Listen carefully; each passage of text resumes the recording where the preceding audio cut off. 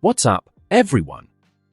Omnisensei here with What If I Was Reborn in The Walking Dead as a Spec Op soldier before the zombie apocalypse?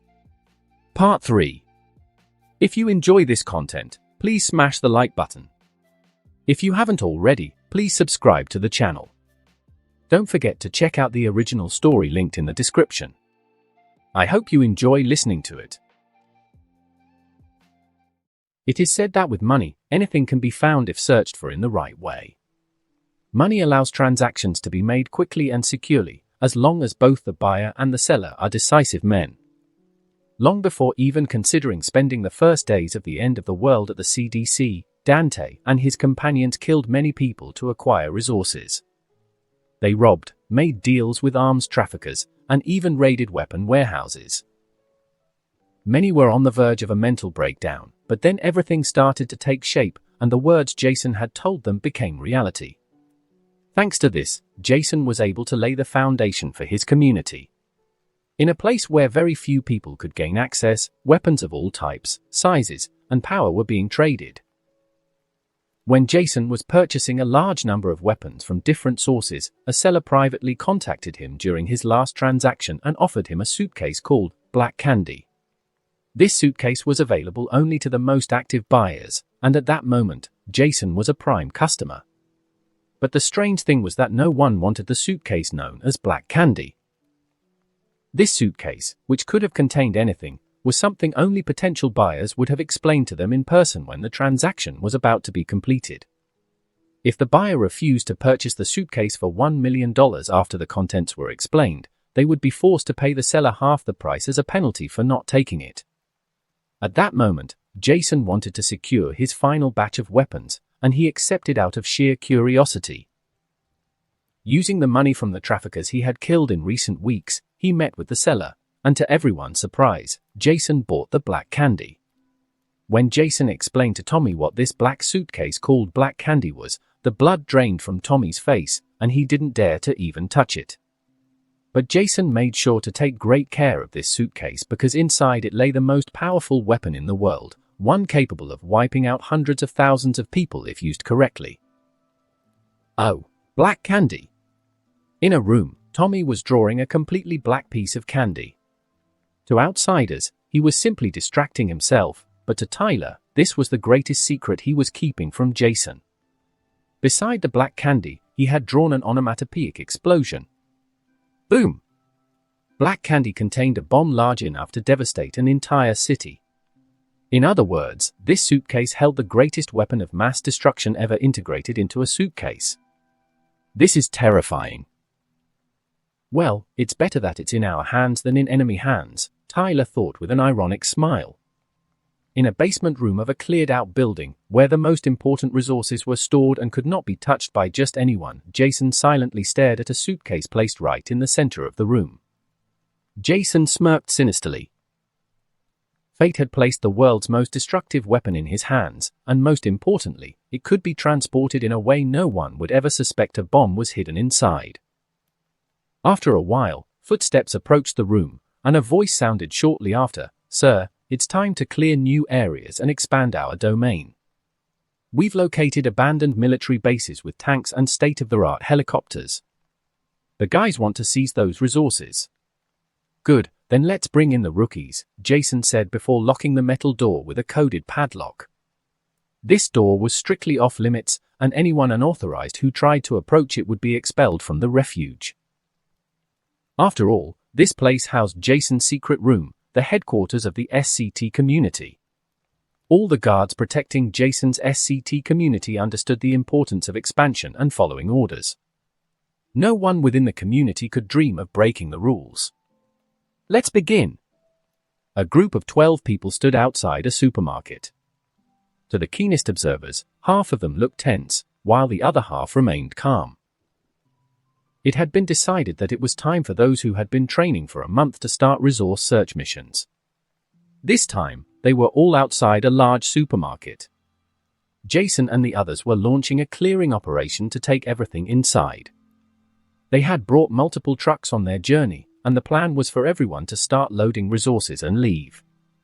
But first, the supermarket had to be cleared of walkers. Crack! Someone in the group threw a red brick, which smashed against the supermarket's glass door, shattering it and leaving a large hole in the middle. The impact caused a deafening crash that attracted the walkers inside. The supermarket was dark and appeared devoid of people. Jason's group stood outside the entrance. One of the well-equipped men reached through the hole to unlock the door from the inside. Soon, the sounds of shuffling walkers echoed from within, and moments later, the first one emerged through the doorway. Jason, seeing this, looked at the first man about to make his first kill and instructed, "Keep your distance, watch your surroundings, and remember, you must always aim for the head." "Yes," the man responded, gripping a long machete. His heart pounded rapidly, and sweat dripped down his forehead. "Now!" The moment Jason's voice rang out, the man swung the machete in his hands, slashing the walker's forehead in a single motion.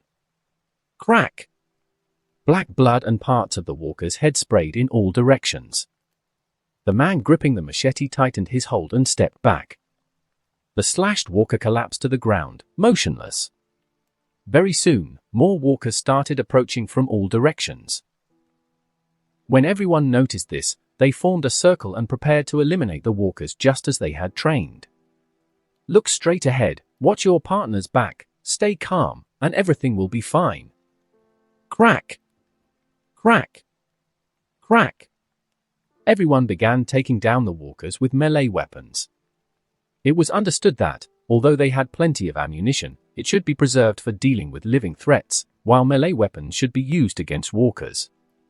This ensured two things: the physical improvement of all the fighters and their ability to survive in situations where they might not have a firearm in hand. In a matter of minutes, all the walkers were eliminated by the group of 12 people. While no one was watching, a group of 3 was observing the situation from a distance. This group of 3 carried rifles and were guarding the area where Jason and the others were clearing out the undead.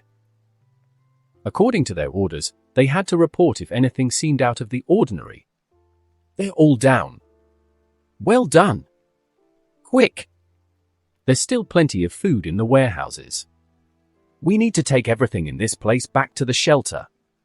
"Ha ha ha, we won't leave anything behind." As the glass doors of the supermarket fully opened, the group outside began moving supplies into specially designed bags for carrying large amounts of resources. While everyone loaded the supplies, others were responsible for transporting them to the trucks stationed outside. Similar scenes were happening in key locations around the city. In hospitals, a group of heavily armed men wearing bandanas with the initials SCT were gathering all the medicine and essential tools needed for surgeries. Under Jason's orders, large-scale resource collection had begun. Even those who were not well-trained had to work to get the supplies onto the trucks as quickly as possible and transport them to secured warehouses. "This gun store looks clear. Let's get all the ammunition and weapons out as fast as possible." Shane, who was in charge of leading a group, started securing the firearms. Across the street, Mike examined the weapons and trucks left behind by the military. All the walkers in the vicinity had been wiped out by the overwhelming firepower they had unleashed. "Take the machine guns and the trucks. Check if those tanks are functional. We're taking everything," Mike commanded coldly. The SCT community was growing rapidly, which meant they had to move and secure more weapons. The resources left behind by the military were proving invaluable in strengthening their defenses and gathering the means to establish another refuge. While the experienced combat groups handled the more distant locations, a smaller team focused on extracting gasoline from abandoned vehicles. Even small tasks like these were crucial for resource acquisition. During this period, Jason's entire SCT community remained in constant motion. Many more survivors were accepted into the group, while others were eliminated when their true intentions were discovered. Following Jason's orders, they had to maintain a low profile. As a result, they stopped broadcasting messages about a safe haven. Jason knew the time had come to stop trusting people. When the news revealed the truth to all those sheltering at the CDC, panic spread among them.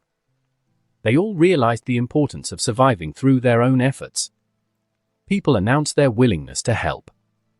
No one could remain idle, waiting for someone else to ensure their safety. Everyone understood that kindness had an expiration date. From that day forward, every member of the SCT community began taking action, learning how to shoot, how to carry out operations to secure resources in every corner of the area. A strong security system was established across many streets to prevent walkers from entering CDC territory. Roads were blocked off, and a designated entry and exit route was set up. By now, money no longer mattered. Everyone was focused on contributing resources to the community. Everyone wanted to be valuable, and cooperation quickly became second nature. Humans can adapt to uncomfortable environments over time, and now, everyone had adjusted to growing and surviving. After a few days, Jason remained in the SCT community, gazing coldly at the sky, watching as everything unfolded rapidly.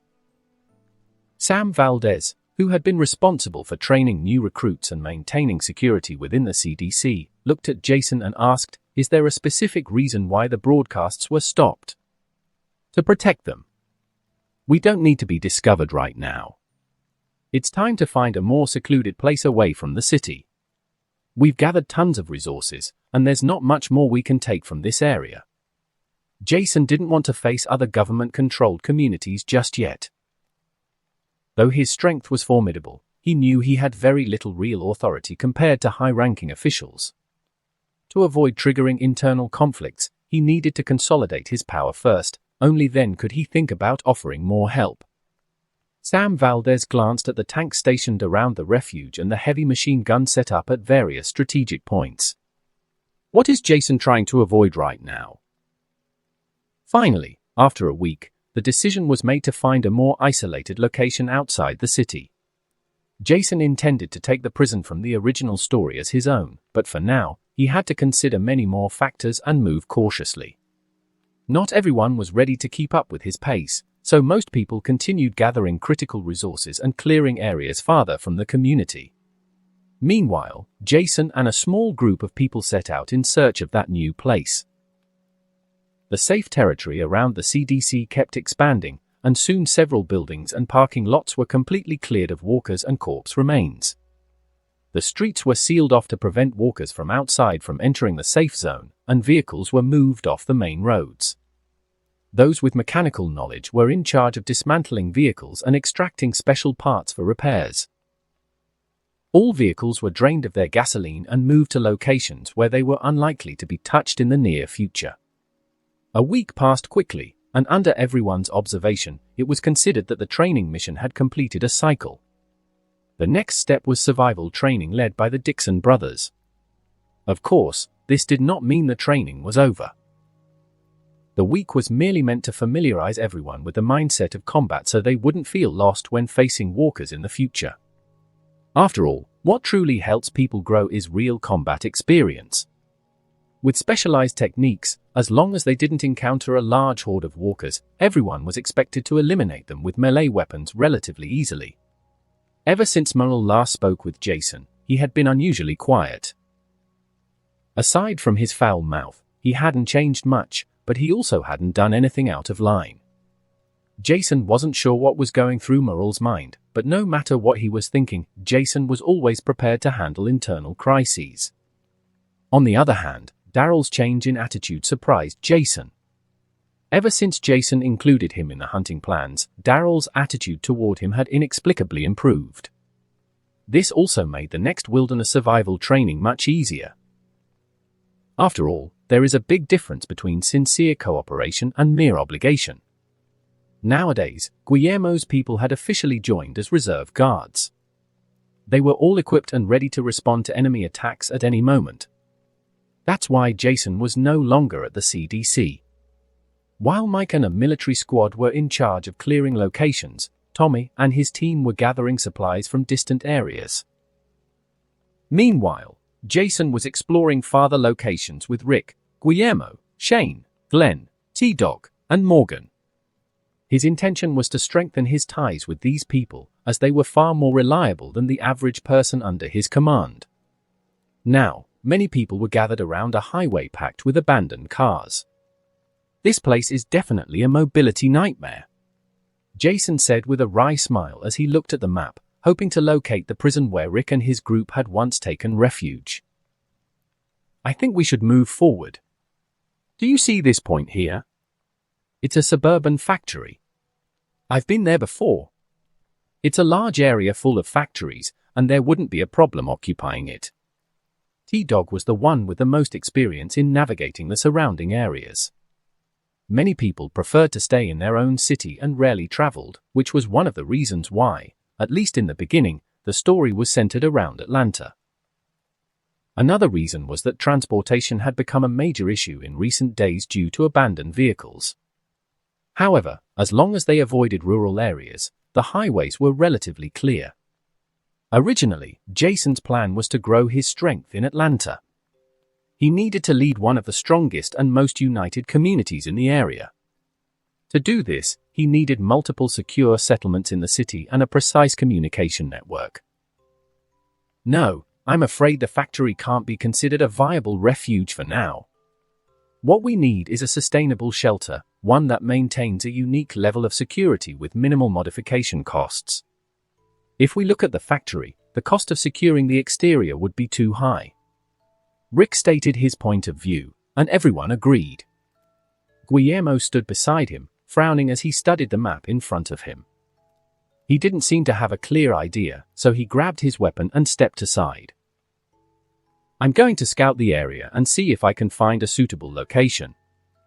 Let me go with you. We'll be safer if there are two of us. Glenn also grabbed his weapon and followed him. Be careful, both of you. Use the radio and contact us if anything happens. Jason watched the two leave, gave them a few instructions, and then turned his attention back to the map. In truth, he wanted to go to the Georgia prison. He knew it was somewhere in the state, but he was still hesitant about whether expanding now was the best idea. For now, he was considering going to Herschel's farm first and saving that group of people, as they would be crucial for developing agriculture as soon as possible. Herschel's tragic death had left a deep impression on him when he first saw it. Because of the soft hearts of many, they had spared enemies, which led to the downfall of many good people in the future.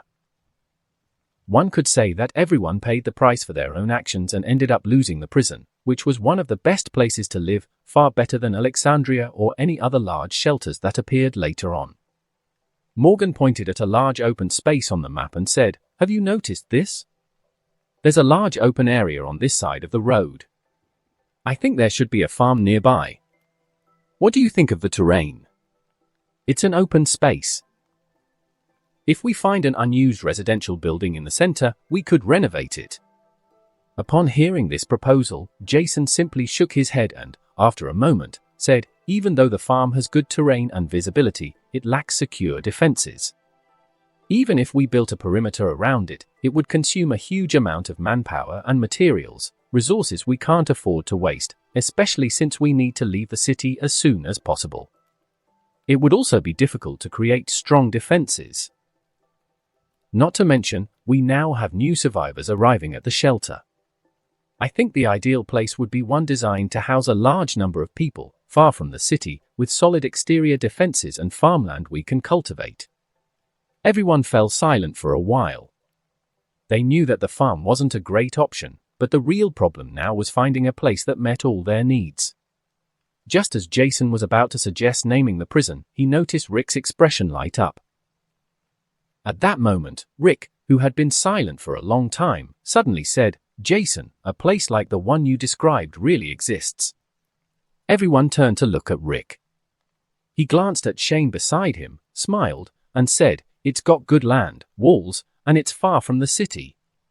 Can't you think of where it is?" Shane scratched his head, frowned, and thought for a moment. Suddenly, he realized it and exclaimed, "Prison! Yes, the prison.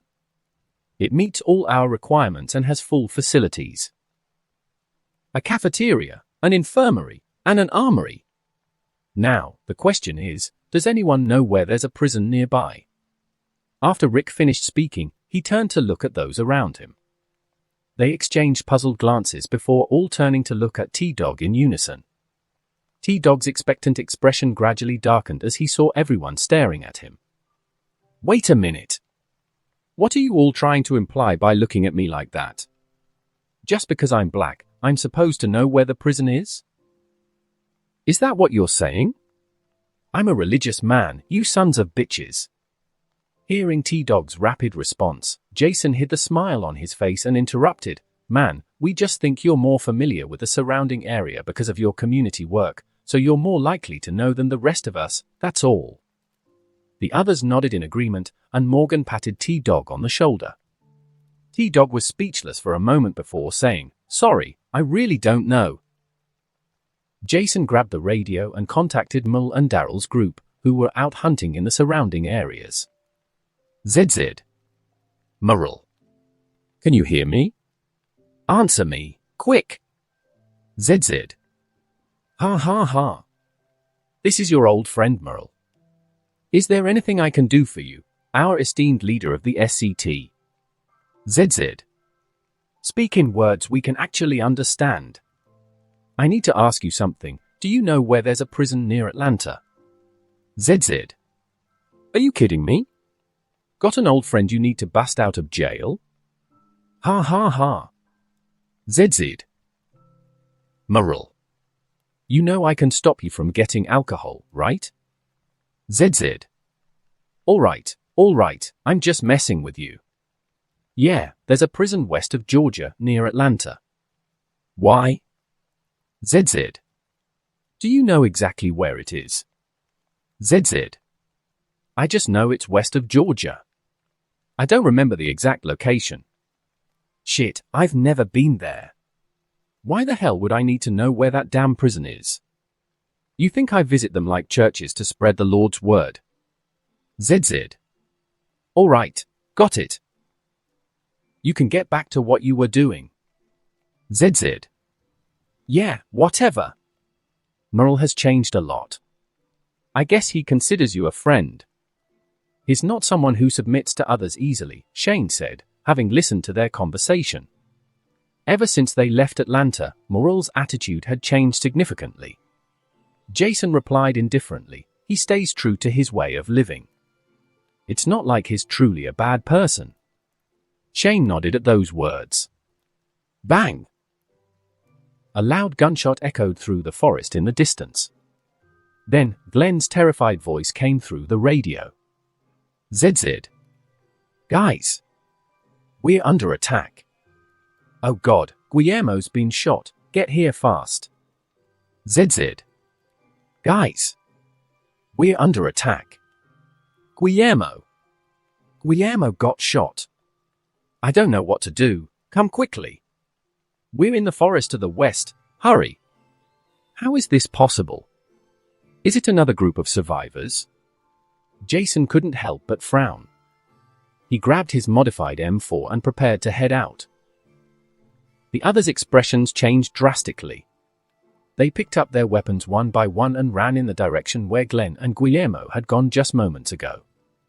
Jason feared encountering a hostile group of survivors. His group was growing, and he couldn't afford to start a war, especially when most of his people were inexperienced in this area.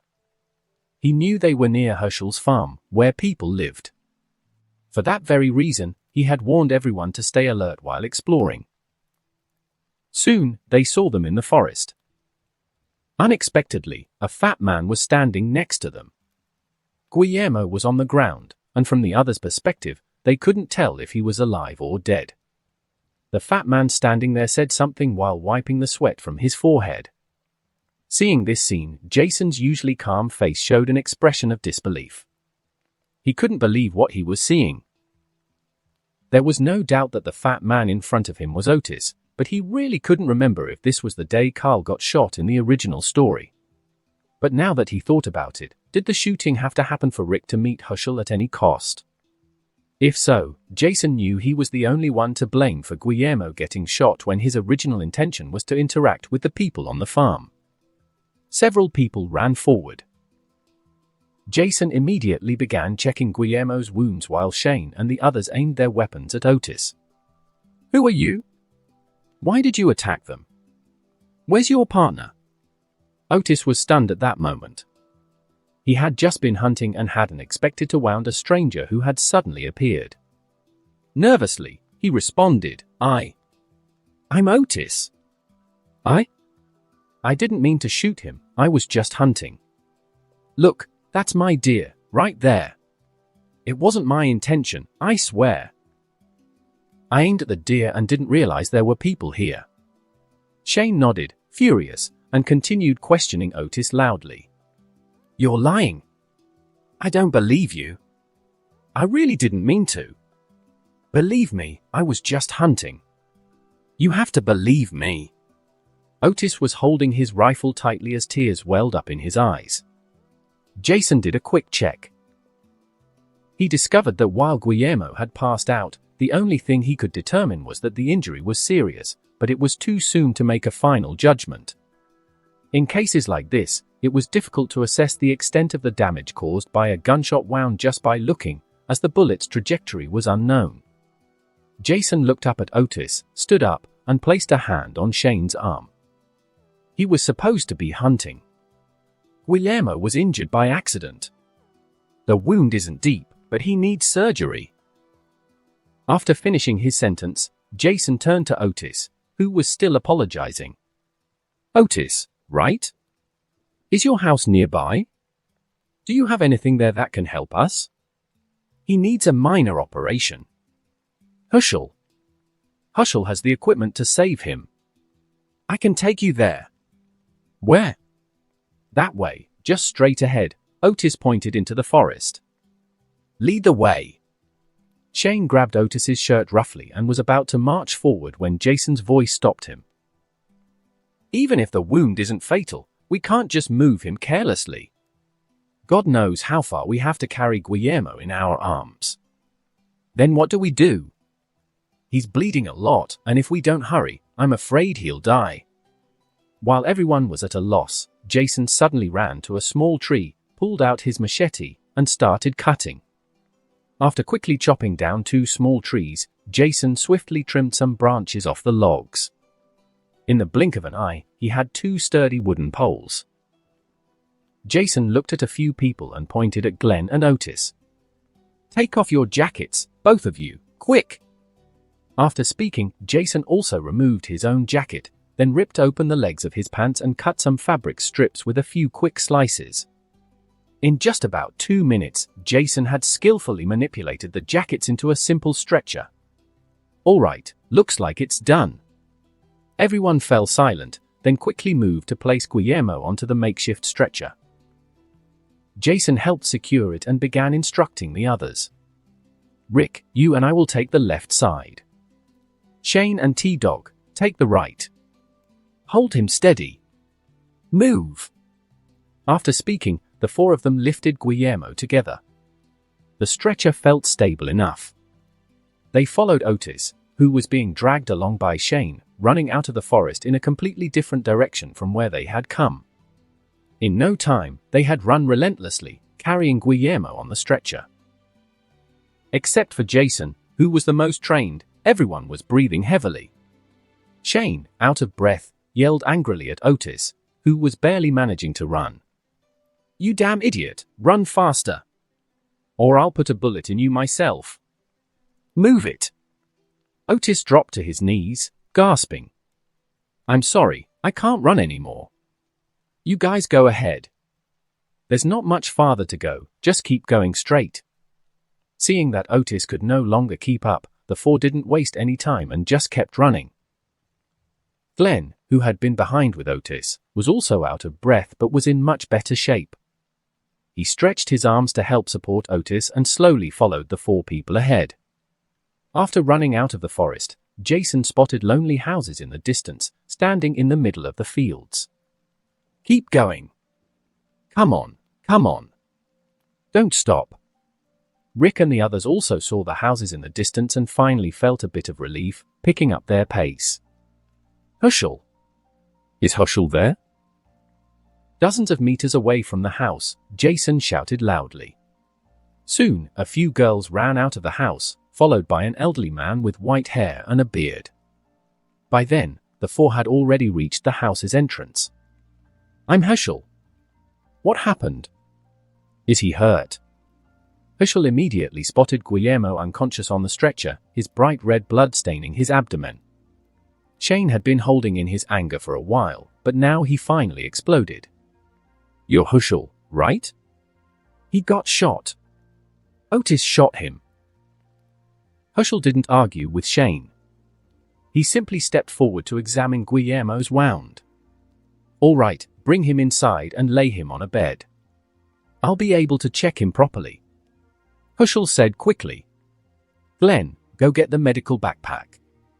We have plenty of supplies for situations like this," Jason said as they carried Guillermo inside. The only thing Jason needed was a sterile place to treat Guillermo properly. "Yeah, I got it." After a while, Herschel spoke. "His internal organs and arteries aren't damaged, but we need minor surgery to remove the bullet fragments. I heard you have equipment here. I need to use it." "Yes, you can assist me and get whatever you need. If there's anything else, don't forget to tell me," Jason said seriously as he walked to the bathroom to wash his hands thoroughly. "All right, I understand," Herschel replied before turning and heading into the room. Jason was in charge. After all, he had medical knowledge that would help in this kind of situation. But having some extra help wouldn't hurt. "All right, let's begin." Herschel stood to the side with a worried expression, watching Jason's movements while staying on standby in case he needed help. "The important thing is to remove the shrapnel from the wound.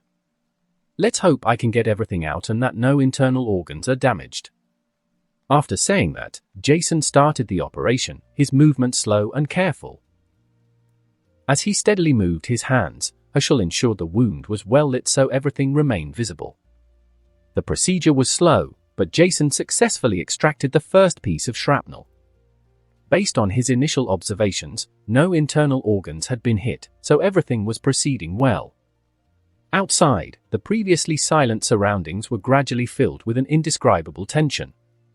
Jason's mind was racing as he analyzed how he should act based on what had just happened. For some reason, things kept unfolding as he remembered, yet differently. Although the future had now been significantly altered by his decisions and ambitions, some events still occurred in the same way. As he had done so far, he needed to remain careful and act in the most favorable way to take advantage of his still useful knowledge. This mistake would not happen again. From now on, he would stop considering others so much. Lately, he had been too focused on his refuge, neglecting other crucial factors. Now, he needed to concentrate on what was coming. There were many dangers but also countless opportunities awaiting in the future. After half an hour of surgery, Jason, lost in his thoughts, had managed to remove several pieces of shrapnel. Despite the lack of proper medical conditions, everything had gone remarkably well. The sound of shrapnel clinking against the metal tray snapped Herschel out of his own thoughts. "Are you a doctor?" "Not at all. It's not my specialty, but I received medical training in the Special Forces." "Are my movements too stiff?" Jason asked while making sure everything was still in order. Herschel, standing beside him, wiped the sweat from Jason's forehead and said, "Even though you have the knowledge, it seems like this is your first time doing this." Of course, the old man was right. Jason had never done this before, even though he had the theoretical knowledge. "That seems to be the last one. I'll check a little more before closing the wound."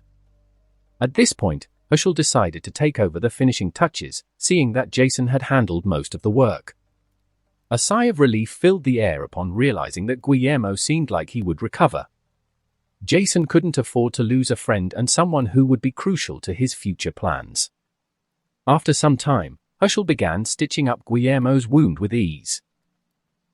In about 2 hours, Herschel had completely finished. According to him, everything went quickly because the shrapnel hadn't penetrated any internal organs and was relatively easy to remove. When they were done, Jason started organizing the room and couldn't help but admire the old man's ability to work under pressure. As Jason stepped outside, he saw that people had been waiting for a long time. As soon as Herschel emerged as well, they hurried forward, eager to hear the news. Smiles appeared on several faces. Rick immediately approached and asked, "How did the surgery go?" I remember Candice saying you had some medical skills. Will Guillermo be all right? Jason nodded, scanned the group with a serious expression, then turned to Herschel and said, I have to say, we owe a lot to Herschel. He helped me tremendously, and from what we've seen, Guillermo's injury isn't as serious as we first thought. Fortunately, the bullet fragments didn't damage any internal organs. You have incredible composure, even in situations like this. If you were a doctor, you'd definitely be one of the best. A deep voice came from behind the group, and Herschel stepped forward to address everyone. Herschel extended his hand toward Jason and said solemnly, Let me formally introduce myself. I'm Herschel Green, a veterinarian. These are my daughters, Maggie and Beth. The one who injured your friend is Otis. Jason shook Herschel's hand, turned, and introduced his group. My name is Jason. You can just call me by my first name. These are my friends, police officers Shane and Rick. This is Glenn, T-Dog, and Morgan. The guy in the bed is Guillermo. We're all survivors from Atlanta. Herschel immediately spoke with a slight note of apology. I'm sorry for causing you such trouble. We'll take responsibility for your friend's injuries. He can recover here with us. During this time, you're welcome to stay at our home temporarily. We'll provide food and shelter until your friend gets better. Rick stepped forward and said, The good thing is that this didn't turn out worse, right? You don't need to take responsibility, Herschel. I insist. Then we'll take you up on your offer. This place can serve as a stronghold while we scout the surrounding area. We won't be a burden and can also help ensure your safety. Jason agreed with Herschel's proposal. Then he noticed the horses on the farm and asked, Herschel, I have a question. Do you have some horses here? Herschel nodded and pointed toward the nearby stable. Yes, they're in the barn. Could I borrow 2 horses? Our convoy is stuck on the opposite road, and we need to bring it back. Just as Jason finished speaking, Rick interrupted him. Jason, get some rest. We'll go pick up the vehicles ourselves. Hearing this, Herschel turned back toward the house and called out, Maggie. Come here for a moment. Soon, a woman in casual clothes peeked out and asked suspiciously, Dad, what's going on? Go to the stables and get a couple of horses. These gentlemen need to head to the road, escort them there and then come back. Maggie shrugged and asked Rick and the others, which one of you is coming with me? Glenn, you go. You're relatively light, so you'll be able to ride faster. Hearing Maggie's question, Jason immediately assigned the task to Glenn, who looked quite excited. As someone who had witnessed the lives and deaths of many people around him, Jason couldn't bear the burden of caring about his friend's future love life. Although this was his reality, there was still a lingering sense of guilt, and it wasn't as if Jason was particularly enthusiastic about romance at the moment. Who? Me? What? Glenn hadn't expected to be mentioned so suddenly. He had been staring at Maggie for quite some time, and when Jason called him, he immediately got nervous. Go with Maggie on horseback and drive our car back. We left a lot of important things behind. Oh, all right. After the two of them left, Jason entered the guest room of the house. As soon as he lay down on the bed, he felt his eyelids grow heavy and fell asleep after taking a deep breath. Inexplicably, he felt strange, so he decided to sleep it off. Atlanta, nursing home. A few days after Jason helped the people in this shelter escape the city with some extra supplies, a group of individuals was rummaging through boxes in the surrounding area, as if searching for something among the abandoned belongings. A tall, handsome white man stood in the middle of the backyard, staring at a statue of a child in the fountain at the center of the yard. On the back of this statue, a pair of small wings extended. The child had a broad smile on his face, and his tiny hands held a book, pointing in the direction where the man stood. At that moment, a middle-aged man with glasses, shorter than the man beside him, approached and spoke in a low voice, Philip, I searched everywhere and found nothing. The people from this place seem to have left, and the thieves we captured don't seem to have anything. After the man finished speaking, Philip Blake remained motionless, still staring at the child statue. After half a minute, they watched as he turned around and walked toward the corner of the yard. The man who had come to report looked in the direction Philip was heading and saw nothing but a few scattered bricks. Still, he didn't dare to ask any questions. He saw Philip crouch down and sift through several bricks before picking one up, holding it in his hand, and slowly turning around. "Milton, do you know why we're here?" Philip asked in a slow, dangerous tone as he walked toward him.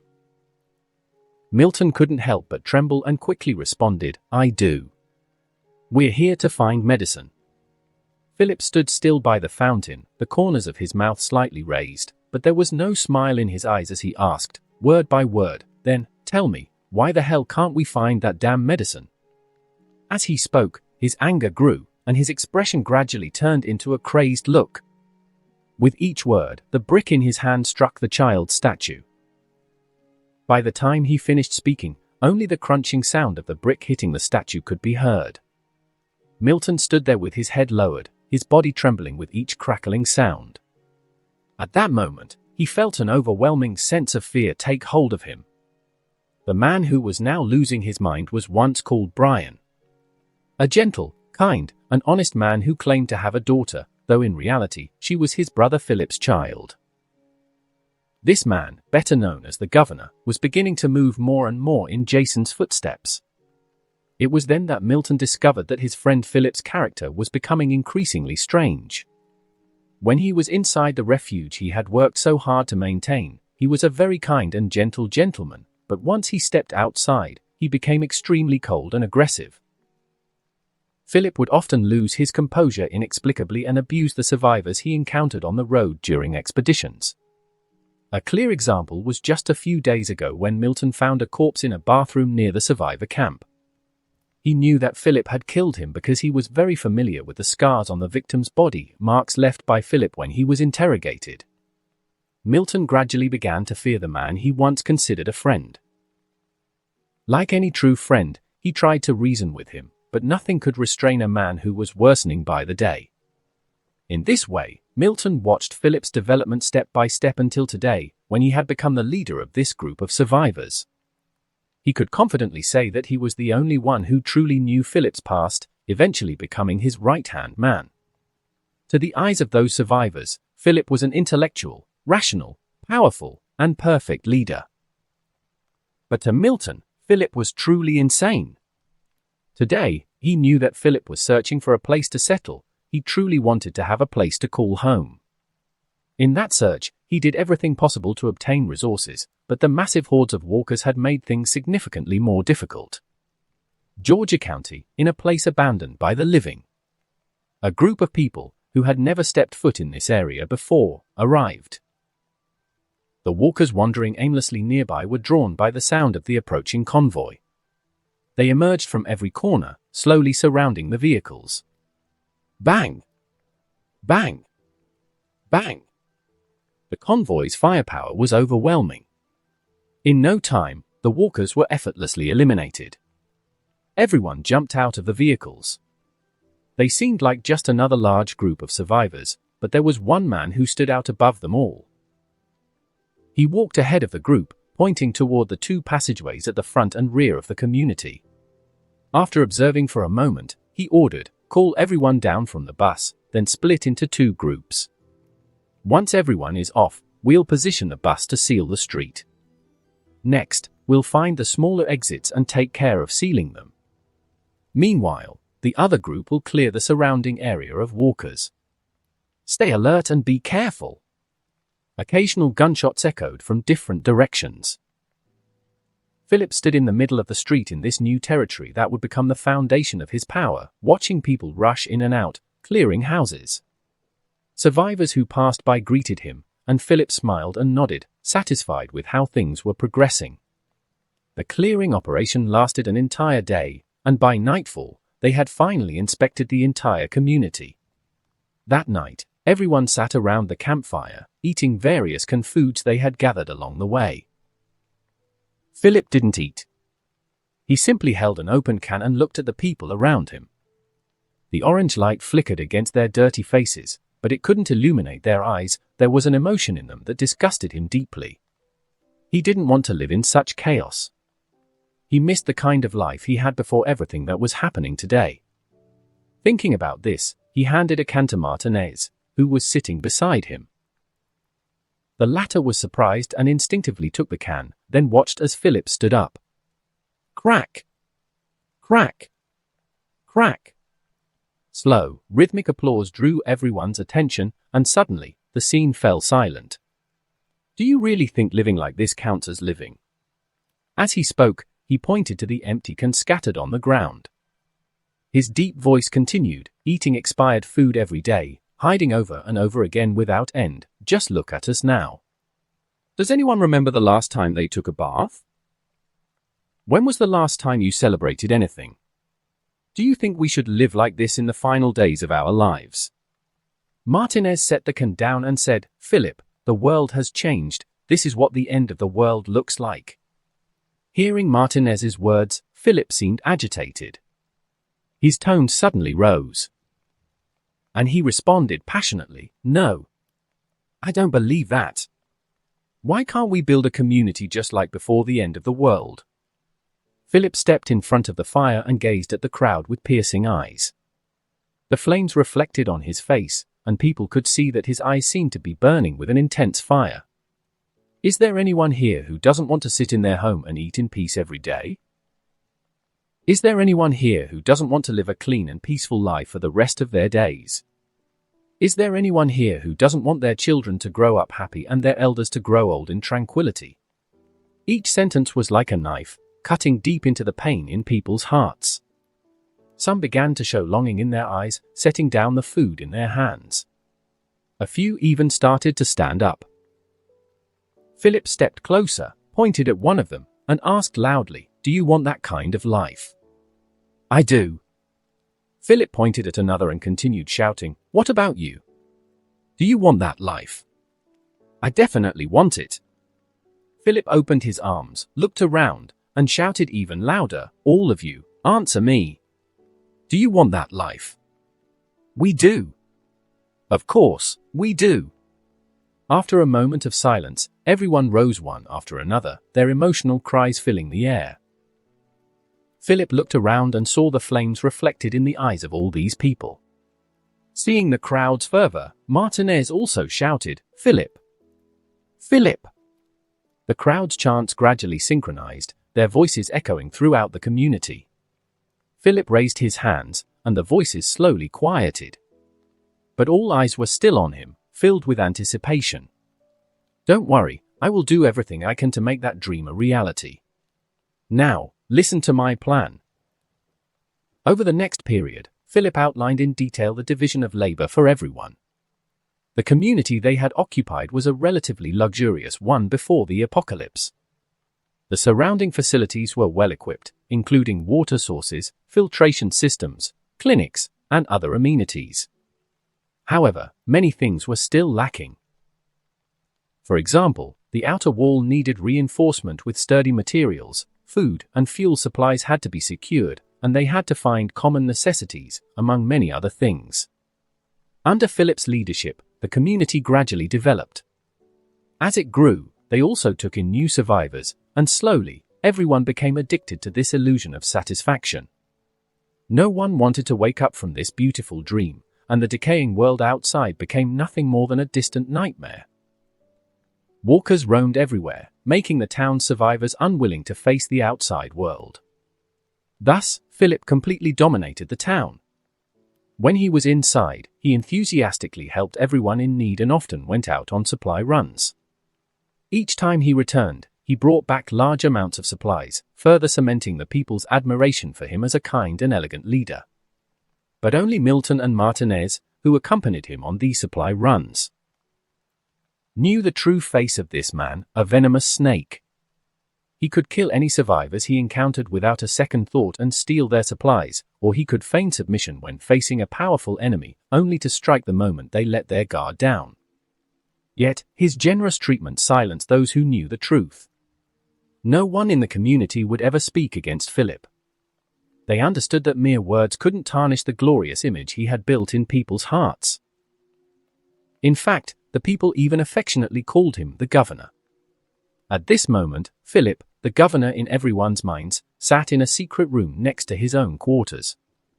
Against one wall of the hidden room was a rectangular fish tank that spanned the entire wall.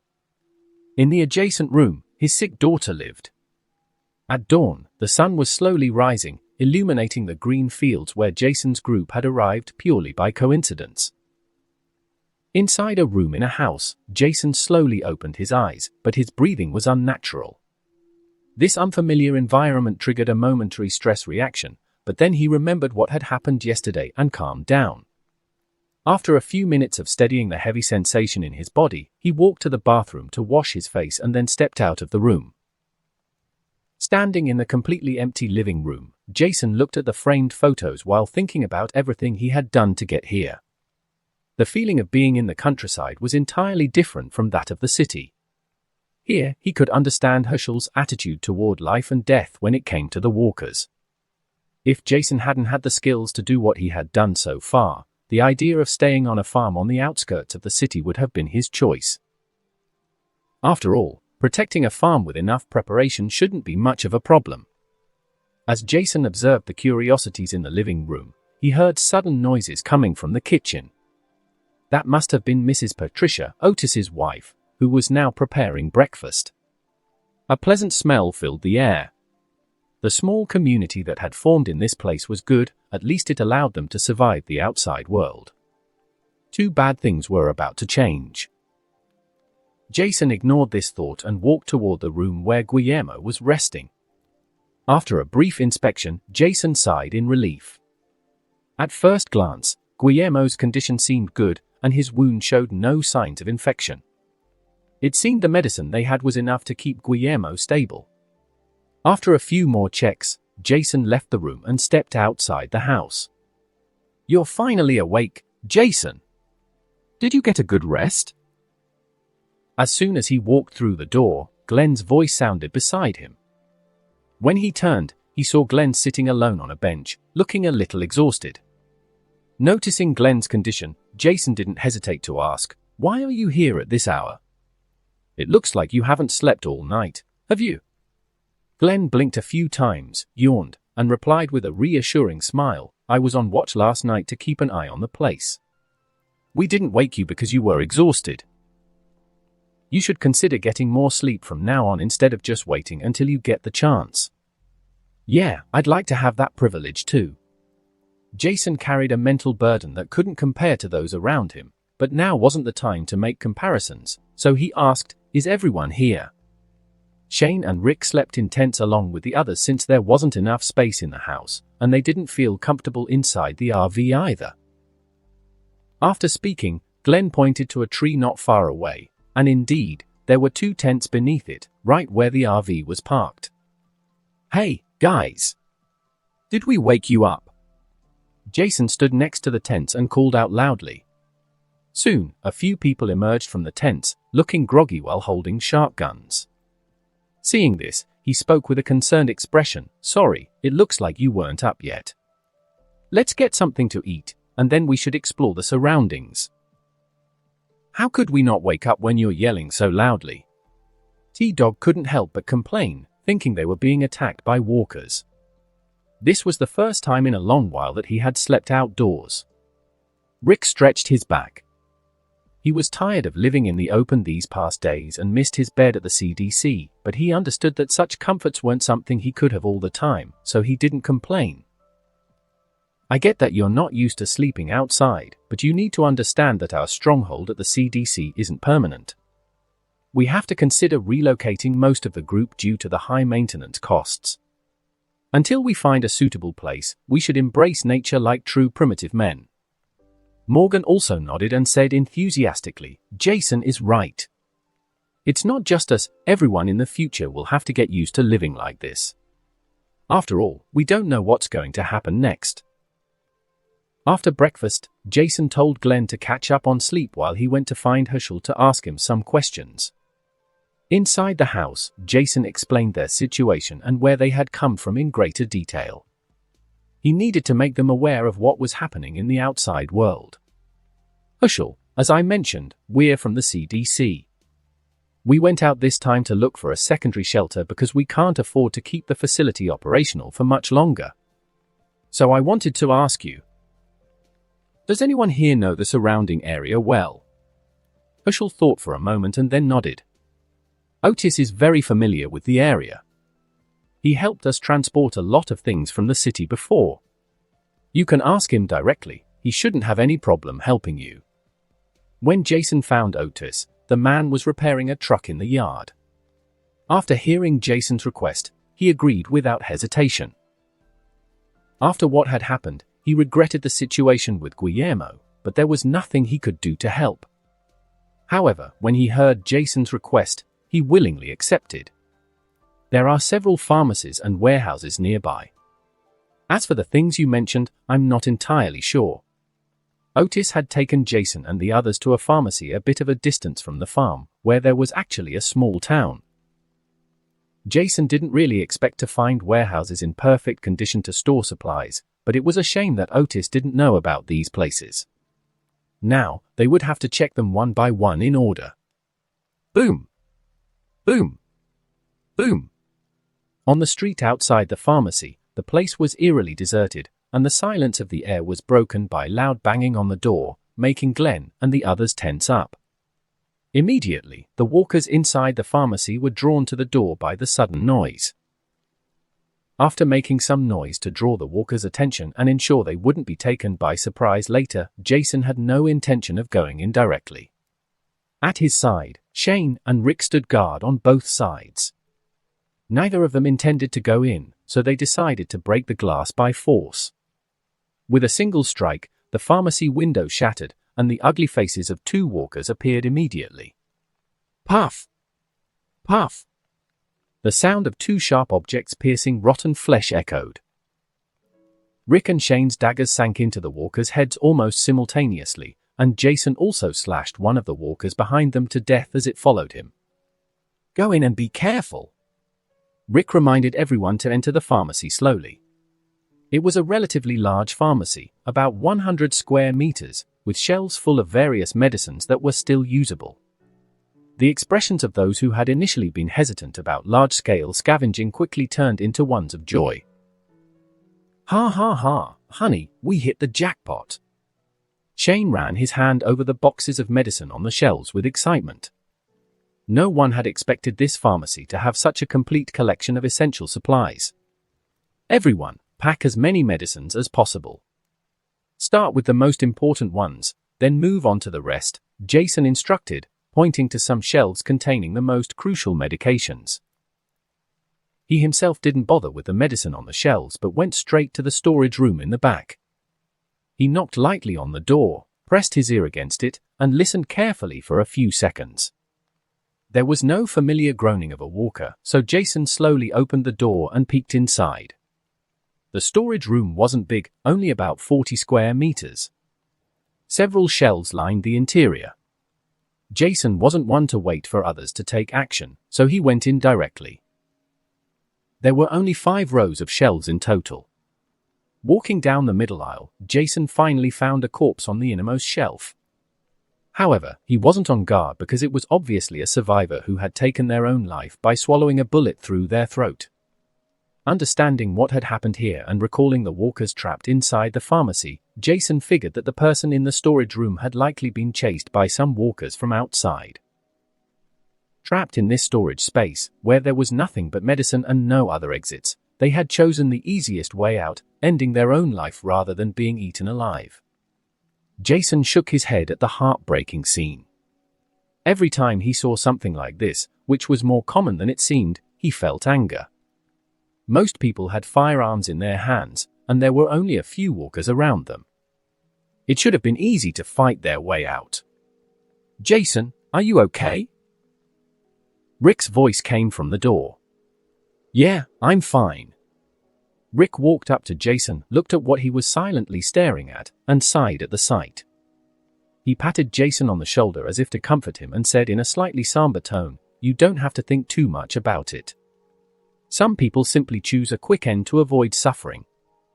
In many cases, it's the best choice, honestly. Where there are those who fight, there will always be those who give up. Jason took 2 steps forward, slowly bent down, picked up the corpse's gun, handed it to Rick, and said, "Look at that, another good weapon. We shouldn't let it go to waste." Not long after, the group left the pharmacy, their hands full of medicine. Otis happily drove the truck, grateful that Jason's team had given him some common-use medications. His home supplies needed restocking, and he couldn't have felt better about receiving a batch of medicine without having to risk his life. Seeing Otis so happy, Jason suddenly thought that this man seemed familiar with the area, so he asked a question. "By the way, Otis, do you know where the prison west of Georgia is?" "Georgia prison? What are you planning to do there?" "It's completely inaccessible." Otis's astonished look suddenly became very appealing to Jason. Sitting up straight, Jason pressed on. "You know the place? Take us there, now." Jason was secretly pleased that he had finally found someone so useful. He planned to head there immediately. "Do you know where?" "Hurry, take us there." Shane heard Jason's words and couldn't help but ask the same question again. Shane's slightly excited tone completely confused Otis, but he still explained everything calmly. "The prison west of Georgia is a bit far from here. It will take about 40 minutes to drive there, just one way. By then, it will be dark, considering the time. Why don't we go first thing in the morning?" At that moment, Jason looked up at the sky, at the sunset. He figured Otis was right, so he didn't insist further, and everyone quickly returned to the farm. If he thought about it, right now, with the medicine, they weren't in a good position to continue exploring. They needed to return first, drop off everything they had collected today, and then decide whether to keep searching. Morgan turned his head to look at Jason, who stood beside him with a pensive expression. Even though he seemed like a good leader, Morgan constantly felt that Jason was being cautious about something, and it was making him more impatient. He hoped that after taking the prison, he could finally get some answers. Sensing Morgan's gaze, Jason turned his head to see the other man's somewhat intrigued expression. He looked around, and after hesitating for a moment, he said, "Lately, I feel like it would be better to leave the city. Something tells me that the longer we stay, the less trustworthy people outside will become." Shane heard these words and nodded. He knew that out there, many bastards were causing havoc and killing innocent people. They couldn't afford to trust every survivor they rescued and had to always stay alert. At noon the next day, in the lobby of the Centers for Disease Control and Prevention, "All right, rookies, we've just taught you everything there is to teach. Now it's up to you to see how much you can do when the time comes. Okay, grab a weapon and go to Mike. He'll assign you to a team to operate together." Mole finished his final survival training explanations. After that, he pointed out that he had nothing more to teach them, so they should continue learning from other instructors. For now, his presence was needed to work as a community guard. At that moment, Murrell was half lying on a couch, his eyes half closed. He didn't care about anything else after finishing his task. Now, he just smiled and made people around him uncomfortable. But everyone present seemed to have gotten used to his behavior. Not only did they not feel uneasy, but some even joked and argued with him. After understanding that the rules had to be followed upon entering the SCT community, he and all the survivors realized how important they were for this place to remain sustainable and continue growing. The vast majority of guards here were military, and those who weren't had learned enough to know how to move, fight, and use a weapon. At first, some people complained about the attitude of certain guards during training. But after hearing that if they didn't accept these methods, they wouldn't be allowed to stay, and that finding a safe place outside the community was nearly impossible, most of them stopped complaining. Once all the assigned trainees had finished their survival training, the 2 Dixon brothers were left alone. Daryl took his crossbow and began cleaning it while talking to his brother. "Any news about the people who went looking for a new shelter? Staying in this place is becoming torture. At this rate, we're not doing anything else. Does Jason just want us stuck here teaching that bunch of morons how to survive?" "Mole, who had been half lying down without moving, finally reacted. He simply looked at his brother Daryl with an amused expression and then said lazily, "Relax, my good brother, we won't be here much longer. If I'm right, we'll be heading out soon to support the others." Mole paused for a moment and then said in a mocking tone, "I'm sure those virus researchers won't be making a cure anytime soon, so this whole mess will drag on for a lot longer." After speaking, he grabbed a bottle of alcohol beside him and took a sip. Mole felt that this place wouldn't be ideal for survival much longer. Now, most of the group, under Jason's orders, was clearing out the city and taking a lot of things they didn't really need. Why were they collecting tanks, helicopters, and hundreds of Hums with machine guns? It was obvious that Jason was preparing for a future where the world's order would belong to whoever had the most weapons. Daryl didn't say a word when he heard his brother speak. He simply continued cleaning his crossbow. Seeing his brother's silence, Mole looked at him and, with a smirk, said, "I heard Jason almost shot you last time when you were out hunting at the quarry. Is that true?" With a cold expression, Daryl stood up and said loudly, "It was nothing. I almost put an arrow in his chest too, you get that?" "Ha ha ha." Mole didn't respond, he just grinned at his brother. "Your laughter is extremely annoying, you know that?" Daryl looked at his brother, not quite understanding his attitude. "But you're carrying the new crossbow he gave you, and now you have hundreds of arrows thanks to Jason. I suppose it won't be long before you fall for him like everyone else has." Just as Daryl was about to respond, the radio on the table suddenly crackled. "ZZ. Can anyone hear me? This is Jason, respond." Daryl froze, looked at Mole, and Mole grabbed the radio from the table and tossed it to his brother. "Come on, brother, don't leave the burden of being the group's spokesperson all to me. Get involved, find some love." Ha ha ha. Daryl caught the radio his brother had thrown, sneered, and pressed the response button. "ZZ. Copy that. This is Daryl. ZZ. Daryl. Get Yona and Felipe together, I have something important to say. ZZ. Hold on a moment, I'll contact you later." Lowering the radio, Daryl tossed it back to Mole, then turned away and said, "You can handle it yourself. I'm not gonna be a damn messenger for those rookies." Mole smirked and walked toward the underground living area where the researchers were. Somewhere, 2 cars were parked on the side of the road. A young Asian man and a burly black man stood on the roofs of the 2 cars, keeping watch over the surroundings, while another group of people walked ahead. This group of people was Jason and the others.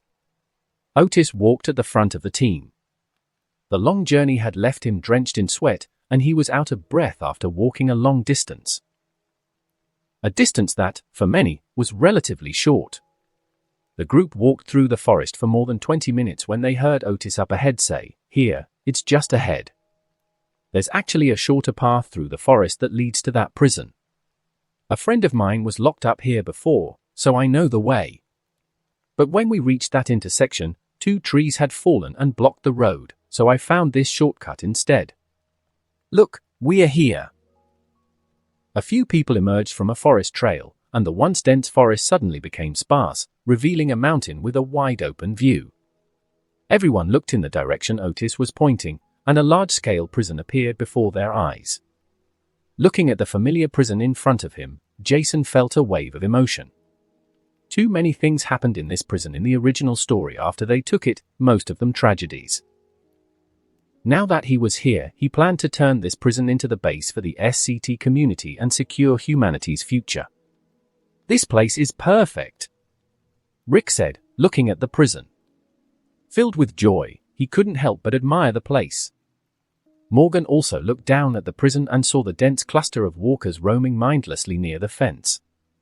He couldn't help but voice his concern. "It looks like this place has completely collapsed. Look at all those walkers." Shane expressed his doubts, looking at Jason as he said, "Jason, with all due respect, we don't know if the facilities inside are secure or not, but from what we can see, there must be hundreds of walkers in every corner of that place. I don't think moving here is a good idea." I still believe we can stay at the CDC. The facilities seem impenetrable, a safe and comfortable place. Shane, I know you're thinking about the team, but what you need to understand is that staying at the CDC requires fuel, and the demand is enormous. Even with most of the unused equipment shut down, it's still a massive drain. So relocating the refugees is the top priority right now. We don't have a choice. Jason recognized that Shane was a very defensive and cautious person, as seen in various choices he made in the original story. He was also someone who disliked taking unnecessary risks. His reckless and irritable nature often led him to act impulsively. At that moment, Shane still wasn't convinced that the prison was a good option. He was about to argue when he heard what Jason was about to say. "Guys, do you want to know why we have to leave the CDC?" After pausing for a moment, Jason spoke in a clear voice. "It's because the CDC's fuel supply can never run out. Once we run out of fuel, all the CDC systems will shut down." At first, I also wanted that place to be our operations center, but I had to take this factor into account. Shane asked, "Even if there's no electricity, it's still a good shelter." Jason shook his head and continued explaining, "Do you know where we are and what the CDC actually does? The CDC stores most of the world's deadliest viruses and bacteria. Once the CDC's power supply is depleted, the central computer will automatically initiate a full decontamination." Upon hearing this, everyone present asked the same question almost simultaneously. "What do you mean by a full decontamination?" "It will explode." Explode. A high-powered pulse bomb. It contains a two-stage aerosol ignition device, with destruction surpassing all known devices. Its internal devastation will annihilate everything stored inside. The effect is second only to nuclear bombs. The extreme temperature of 6,000 degrees will ignite the air and destroy every hazardous substance in the CDC. In the original story, Edwin's explanation had been shocking, and Jason vividly remembered this terrifying bomb, so he tried to explain it as best as he could. "Are you saying we've been living on top of a bomb this whole time?" Everyone looked at Jason with disbelief written all over their faces. They had never imagined that the CDC facilities had such special features. Had they heard Jason correctly just now, or were they mistaken? Rick was also somewhat confused, so he asked angrily, "Why are you telling us this just now?" Seeing how everyone's expression suddenly changed, Jason knew they were all upset and bewildered. But what could he do with so many problems to solve? Jason suddenly gestured for everyone to calm down. He checked the time and then looked at them with a tranquil expression. "There's nothing to worry about. Even now, the condition for the self-destruction program to activate is that fuel resources must be scarce." Jason sighed calmly. He really thought he shouldn't have to explain everything, but he still answered all their questions and pointed out, "Currently, the gasoline stored in the basement is enough to keep the CDC running for a long time. However, we've come to a conclusion: it's not optimal to keep it operational." To be honest, he wanted to keep the CDC active and let the researchers continue working on a cure for the virus. That would have been ideal. But he couldn't afford that luxury with all the problems ahead and the possible events that could unfold. Jason was certain that if he kept growing in Atlanta, he would soon receive unwanted visitors. For now, he preferred to conceal his strength and not attract too much attention.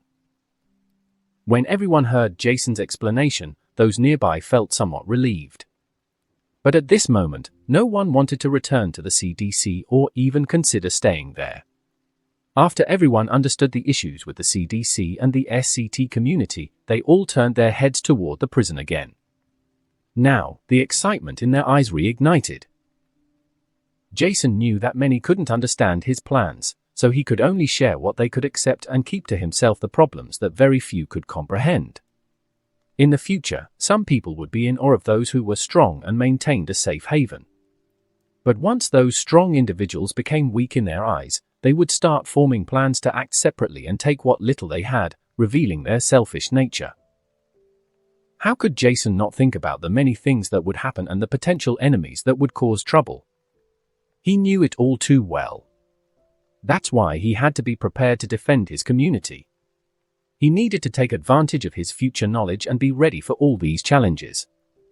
He couldn't afford to dwell on trivial things like emotions or what others thought. He couldn't allow his thoughts to be disturbed by such minor concerns when he knew that was the weakness of many strong individuals. Jason pulled out the radio from his vest and began communicating with Daryl while focusing on what was next. Today, he only wanted to confirm the prison's location and wasn't planning to make any big moves yet. As long as his people weren't nearby, making any major moves would be foolish. Moreover, Jason knew very well that they were about 70 days into the apocalypse. The farm was still under siege by a massive horde of walkers. He didn't know exactly when it would happen, but there was still time before he needed to think about saving Herschel's family. Their agricultural skills were incredibly valuable for starting food production as soon as possible. The horses and many other resources on the farm were crucial, making Herschel's family something Jason couldn't afford to overlook. Besides, knowing that food would be their most critical need in the future, he required a massive piece of land that could provide enough food for his people year-round. However, given Herschel's stubborn nature, it was hard to guarantee that he would abandon the farm without experiencing the ups and downs of the original storyline. Jason wouldn't waste his energy on them just yet. The successive deaths of his loved ones, such as Otis, Shane's downfall, and Patricia's loss had deeply impacted Herschel's family and Rick's group. By this point, Herschel had already been through a lot. He had mostly recovered after quitting alcohol, but the shadow of his son's death was something he had never gotten over, which would cause problems. How could Jason solve this issue? If there hadn't been so much death and loss, how could Herschel's family have willingly left their home? They were valuable people who could greatly strengthen the SCT community. Jason could only shake his head and decide not to think about it for now. If he couldn't successfully transfer people and resources from the CDC to the prison, all his plans would collapse. If that happened, he would consider seeking out the CRM and growing within their ranks rather than continuing to pursue a future under his own ideals. ZZ. Jason, everyone is gathered. You can say what you wanted to announce. Meanwhile, Jason and the others had already returned to the road. They stood there for a moment, lost in thought, when Edwin Yonra's voice came through the radio. Jason organized the chaotic thoughts flooding his mind, took the radio, and spoke clearly, ZZ.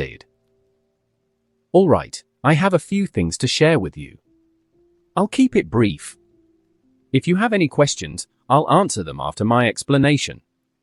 After pausing for a moment, Jason pressed the intercom button and stated, ZZ.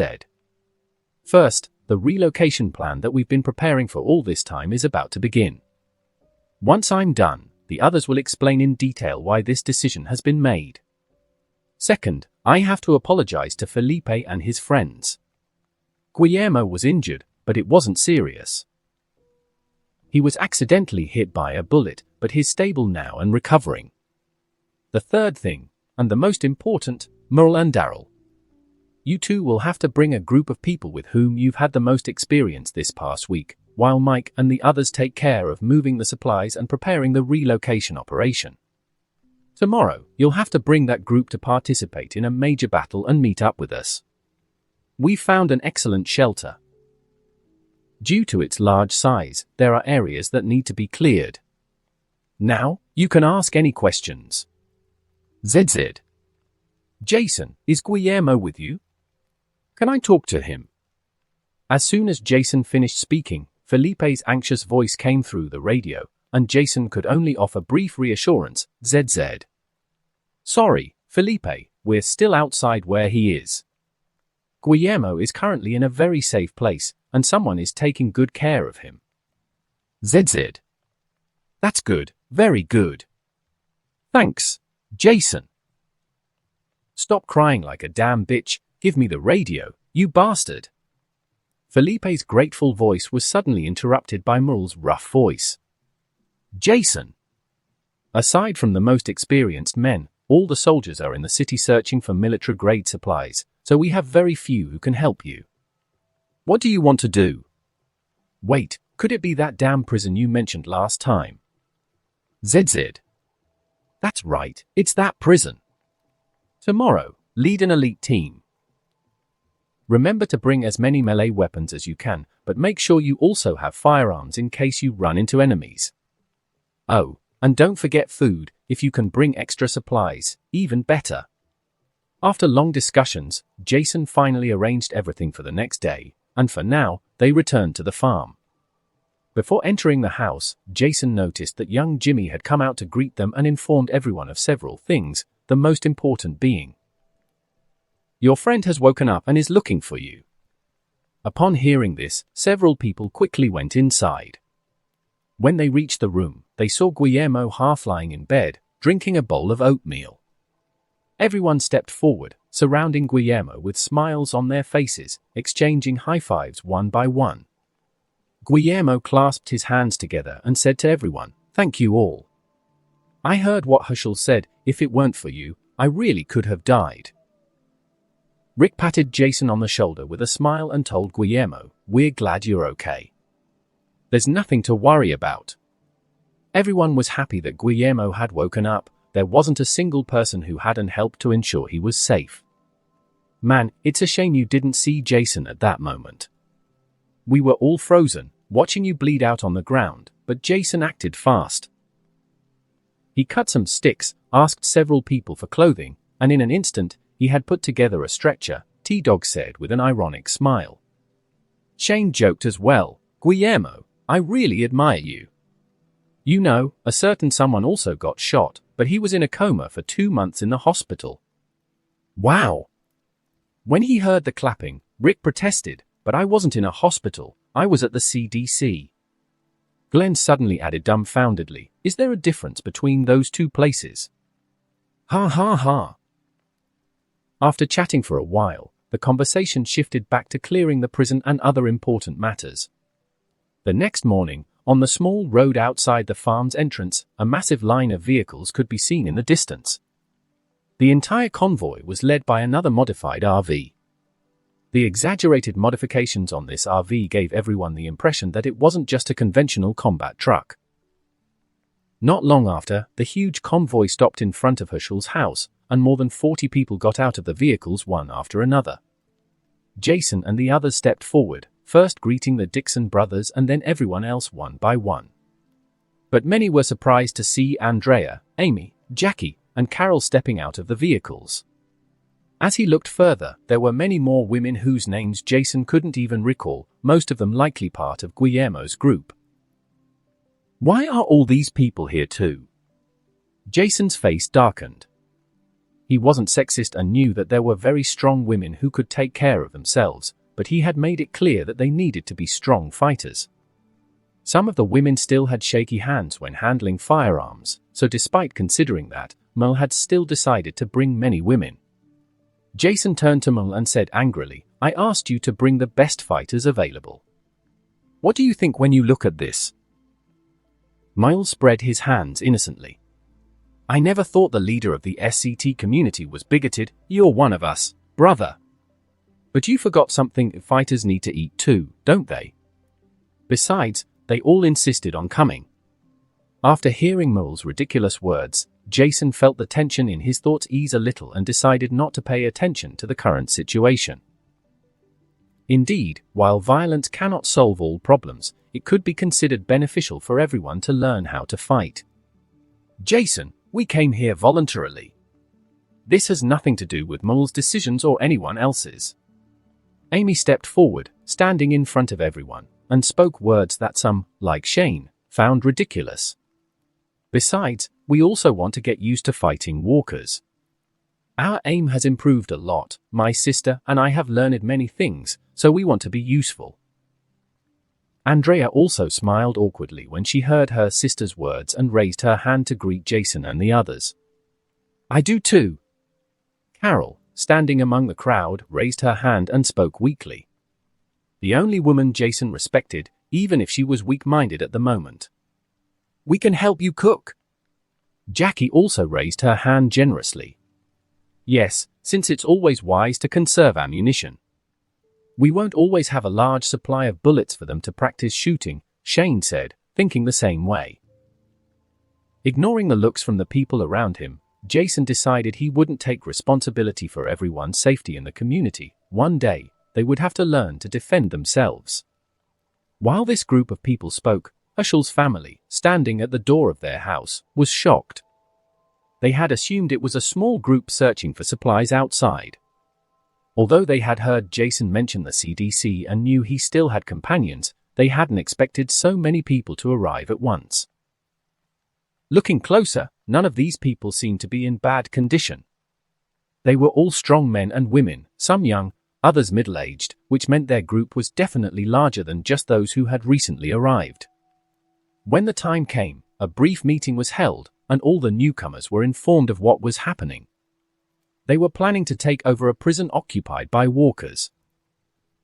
Jason stood in front of the crowd and spoke in a strong, clear voice. I believe you are all now aware of why we're leaving the CDC. Securing and clearing the prison is crucial for our future. After saying that, Jason paused before continuing. Since we have a large number of people in our group, we can open several areas at once. In this mission, everyone participating must be coordinated, and remember, your only job is to eliminate walkers. I don't want anyone losing their life over a simple mistake. Can you do that? We can. All right. No more wasting time. Let's move now. Once everything was set, a modified RV drove down the road, followed by several other vehicles, all heading toward the prison. Driving along the road leading to the prison, Jason and his group cleared the way in no time and then simply drove straight ahead. With the path now clear, there was no need to cut through the trees to reach the prison. The road had been blocked before, but now Jason raised his hand and checked the time. It was almost 9 o'clock, and saw that everyone was calm. Inside the modified RV, Jason sat in the passenger seat while Dale Horvath drove. Beside them were Otis, Glenn, and, surprisingly, Maggie. I told you it wasn't necessary for you to be here, Otis. This time, it could be really dangerous. And you, Maggie, Herschel is going to be furious when he realizes you're not home and questions your sister. I'm fully aware of my own decisions. Besides, this has nothing to do with my dad. I'm not here for you either. Jason didn't bother looking at Maggie, but when he saw the goofy smile on Glenn's face, his expression turned to surprise. Since when did those two get so close? Otis, sitting in the last row, hesitated for a moment. He looked at Jason, and their eyes met before he finally spoke. Jason, just because I live with Herschel doesn't mean I agree with his way of thinking. Those things aren't sick people. I go hunting often, and I know those things aren't human anymore. Noticing that everyone's attention was on him, Otis continued, I don't think we can stay on the farm forever. If we ever encounter a large enough number of walkers, we'd have no choice but to run. So I hope you can convince Herschel to leave that place and move somewhere safer. Seeing the tense atmosphere, Rick looked at Otis's somewhat serious expression and said, I don't think Herschel is considering moving anywhere. I had a conversation with him earlier and learned that his family has taken care of the farm for many years. It's not easy for him to just leave that place. I had the same thought, Jason said with certainty, but considering that the walkers from the city are expanding outward, a massive horde will soon form. Once the farm is in their path, the outcome won't be good for them. Hearing Jason's words, Otis envisioned a massive swarm of walkers overrunning the farm, and a chill ran down his spine. He shuddered, and his concerns grew heavier. Seeing this, Jason sighed, gripped his weapon, and said, You don't have to worry. I'll talk to Herschel as soon as possible and help him make the right decision to save himself and his family. Otis could only nod. As there was nothing else to do at the moment. I'll help convince my dad too. Upon hearing this, Maggie looked at Glenn beside her, and the two silently held hands. After some time, several cars slowly pulled up at the prison's main entrance. Everyone exited in an orderly fashion, wielding melee weapons. They immediately formed a perimeter and began taking out the surrounding walkers one by one. Glenn used a bolt cutter to snap the prison gate's lock while the others continued clearing out nearby walkers. Jason observed everything calmly. As soon as the group began moving efficiently with their weapons, he knew they had trained extensively. As he moved forward, he nodded while standing in the center of the prison. Although the prison facilities looked old, the entrance consisted of a double gate with a wire mesh structure. Beside the gate was a watchtower, with a sign bearing the prison's name fixed to its wall. Looking inside, there was a large yard, likely the prison's recreational area. At that moment, the yard was overrun with walkers, and even the walls were littered with corpses. Everyone quickly entered through the gate, and Glenn and Daryl immediately shut and locked it. The walkers gathered outside the fence came to a halt. The prison was designed with both an inner and outer fence, and the group was currently in the open space between them. Jason took charge immediately, drawing everyone's attention as he assigned tasks. Listen up, everyone. Daryl and Mole, take 15 people to the west side. Shane and Morgan, you take another 15 to the opposite side. The rest will follow me. Stay on high alert, take your positions, make noise, and draw the walkers from outside the fence. Oh, my God, look at that! A young man suddenly pointed toward the entrance leading to the inner yard. Everyone turned in that direction and saw that the sliding gate was open, with a large number of walkers inside. According to the original plan, I'll close that gate. Jason signaled everyone to proceed to their designated positions. That's too dangerous. There are too many walkers inside. Jason motioned for everyone to stay quiet and then said, all right, as planned, we need our best shooters.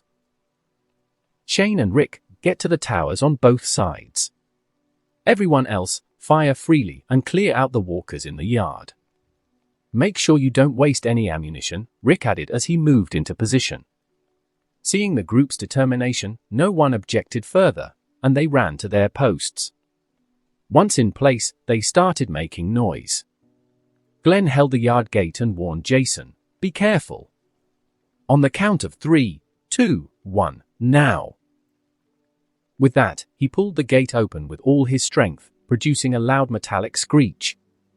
At that moment, Jason held a pistol with a silencer in his left hand and a machete in his right.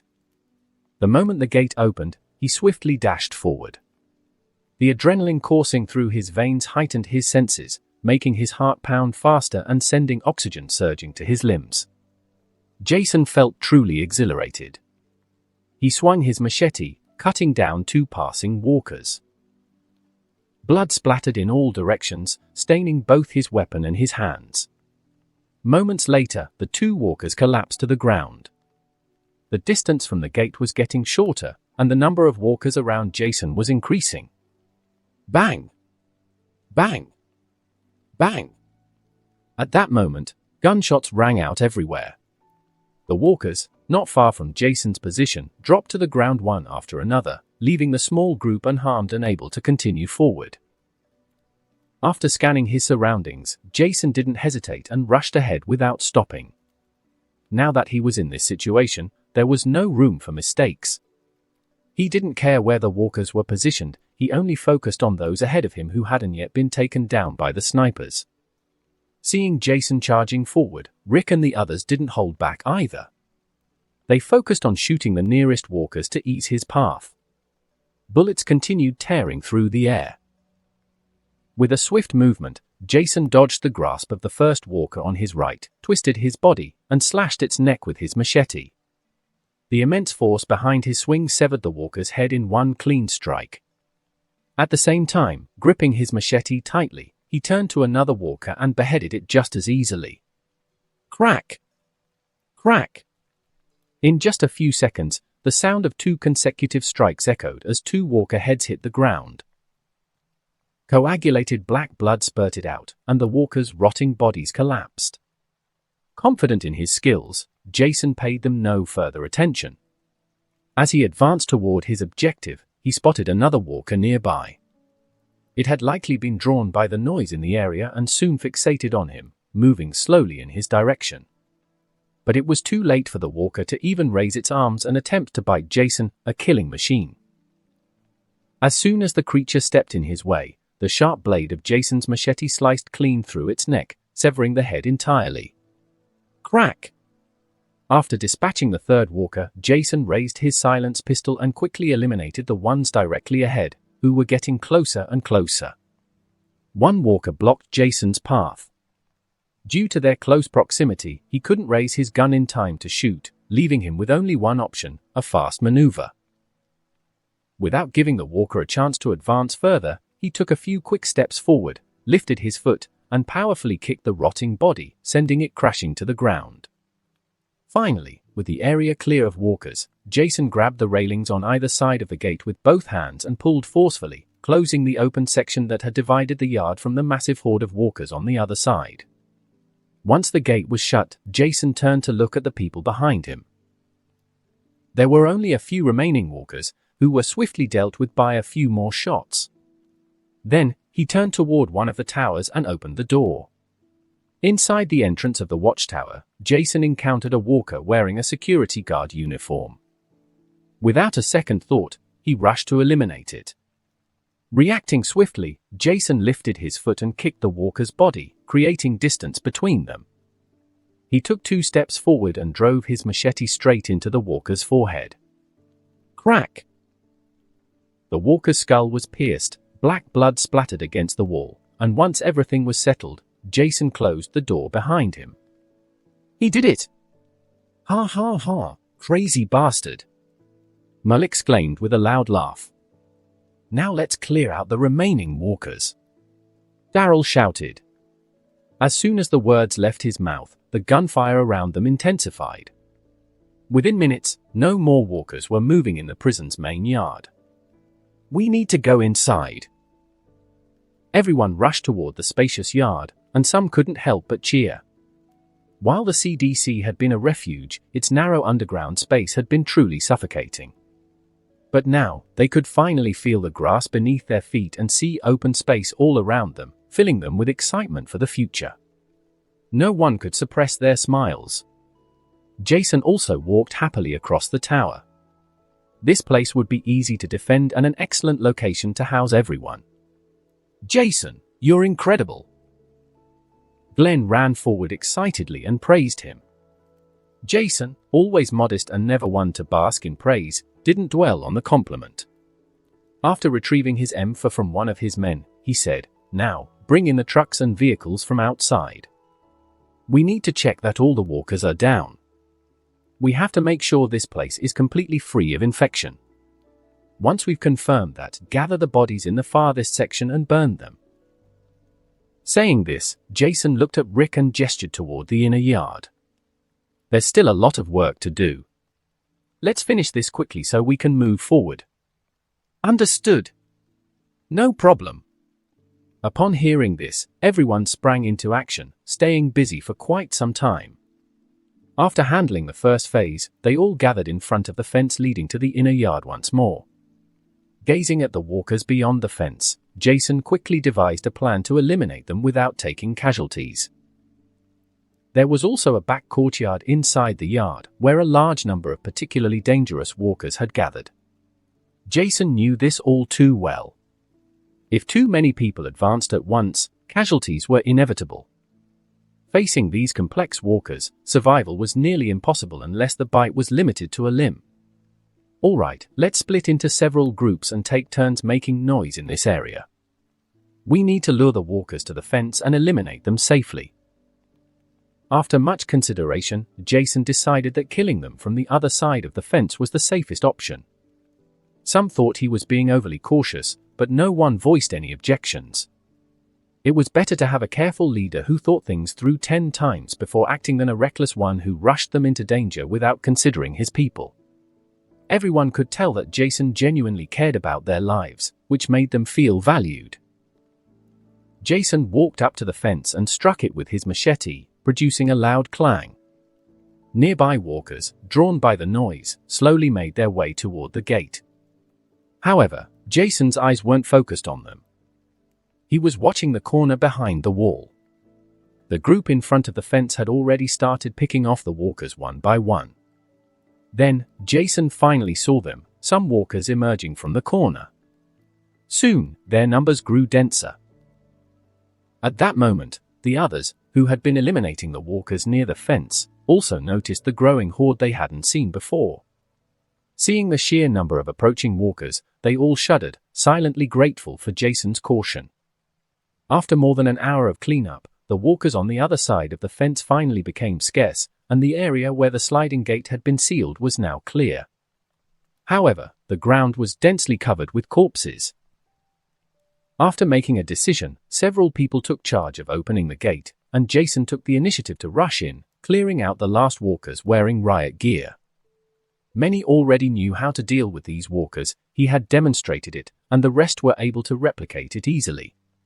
Once again, everyone transported the piled-up corpses to a hill near the exit. A long time had already passed. When everything calmed down and night had fallen, Jason had no intention of moving forward, so he ordered everyone to set up camp in the area and prepare dinner. Everyone was truly exhausted that day. After setting up the tents, they all sat around the fire, waiting for the others to finish cooking, while Jason carefully inspected the fence outside for any damage. Daryl stood on the roof of the modified RV, not far away, keeping watch over the surroundings with sharp eyes. Just as Jason was about to step away, he heard a voice beside him. "You're a good leader." Seeing Jason's solitary figure in the corner, Morgan suddenly spoke. Hearing this, Jason looked at Morgan without saying anything. Everyone considered him someone special, but in reality, he was just preparing for the future, increasing his chances of survival to shape the future according to his desires. He had no intention of being at a disadvantage against more powerful organizations. That's why he needed to use his knowledge to create opportunities and earn the respect of those around him. "Yeah, you have great vision, and you truly care about people. If it weren't for your help, I might not have made it," Rick agreed with Morgan's words. "I'm just someone who happened to be in the right place at the right time in your lives. I also hope that if I ever need help, you'll be there to save me," Jason said jokingly, though his words reflected some of his true desires. "Of course, all of us would come to save you if you ever needed our help," Shane said with a slight smile. "If I weren't here, Rick or Shane would be good leaders. They both have what it takes to lead." After a brief exchange of words, silence returned. It seemed like everyone was lost in their own thoughts, and no one took the initiative to speak. Several young people and women who had not actively participated in the cleanup approached with large pots of food, and everyone began receiving their meals. On the roof of a distant RV, Carol brought food to Daryl, who was alone. "Eat something. You can't ignore hunger, even if you're on watch," Carol said, handing him the food. "Our leader sure keeps the good food for us, huh?" Daryl remarked sarcastically as he accepted the meal. "Don't be so hard on him. In my opinion, he's done quite well. At least we're all still alive."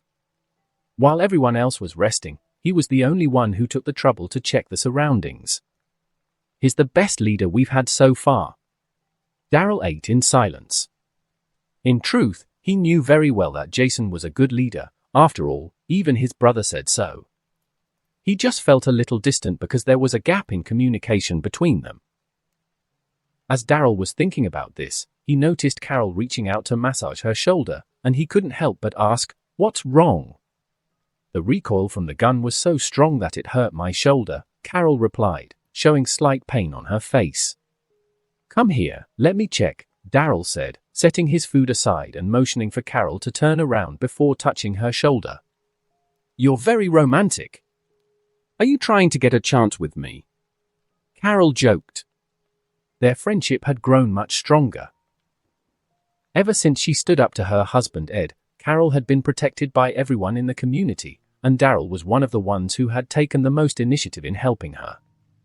"Stop joking," Daryl said as he stood up from the RV roof, intending to go relieve himself. "I'm serious," Carol replied. "Ha ha." In the prison's main yard, silence filled the surroundings. Today had truly been a day full of intense emotions. Everyone had felt the world in its full splendor through all these explosive experiences. Around a campfire, everyone sat immersed in silence. But in the next moment, someone clapped. Everyone looked up and saw Rick, who seemed to have something to say. I know we're all very tired. You've worked hard today. Get a good rest tonight. Tomorrow, we'll move deeper into the prison, which means we'll have a great shelter in the future. Rick paused, looked at everyone, and continued, once we renovate the inside of the prison, it'll be a great place to live. Based on what we've seen, there's a large kitchen, an armory, and an infirmary, so we need to clean this place thoroughly before moving resources inside. Rick is right. Establishing ourselves here is only the first step in the plan, and it's also the most important one to ensure our survival. Jason said seriously, his gaze sweeping over everyone around the fire. Then he looked down at the ground and added, I think many of you are a little confused about our future and unsure how to handle it. The only thing I can tell you is that once we settle in this prison, we'll strengthen the defenses around it to increase our security. The goal is to continue taking in new survivors, and then I'll teach you more about how to secure your own lives. Next, we need to have our own resources, grow food in large quantities, and eventually expand our influence. Only when our numbers grow will we be able to do much more. After hearing Jason's words, everyone became interested and excited at the idea of welcoming more survivors into their community. Captivated by his words, they paid close attention to what he was about to say. You might think what I'm saying isn't realistic. Right now, it isn't. But I'm telling you the truth, this is the end of the world. Survival resources will be the most important thing in the days to come. How can we ensure we have infinite resources and never worry about food? By planting, raising livestock, and manufacturing just a small part of what we'll need. Jason paused to let his words sink in. Then, in a clear voice, he continued, you know, as time passes and the outside world gets worse, we'll experience unimaginable things. That's when we'll truly see the cruelty of human nature. We'll witness massacres over a single bite of food or a glass of water. If I had a choice, I'd rather none of us ever have to go through such things, but that's impossible. That's why we must strengthen our community and defend ourselves against anyone who intends to harm us. Only when we are so strong that no one even dares to think about hurting us will we be able to set the rules. Believe me when I say that in the future, we will create a world where no one will do anything that could harm us. God once said, never repay evil with evil. Act in such a way that everyone sees we are honorable people. Do everything possible to live in peace with everyone, and most importantly, never take revenge. Jason looked at everyone and said in a serious tone, at some point, we'll have to do things we never dreamed of doing.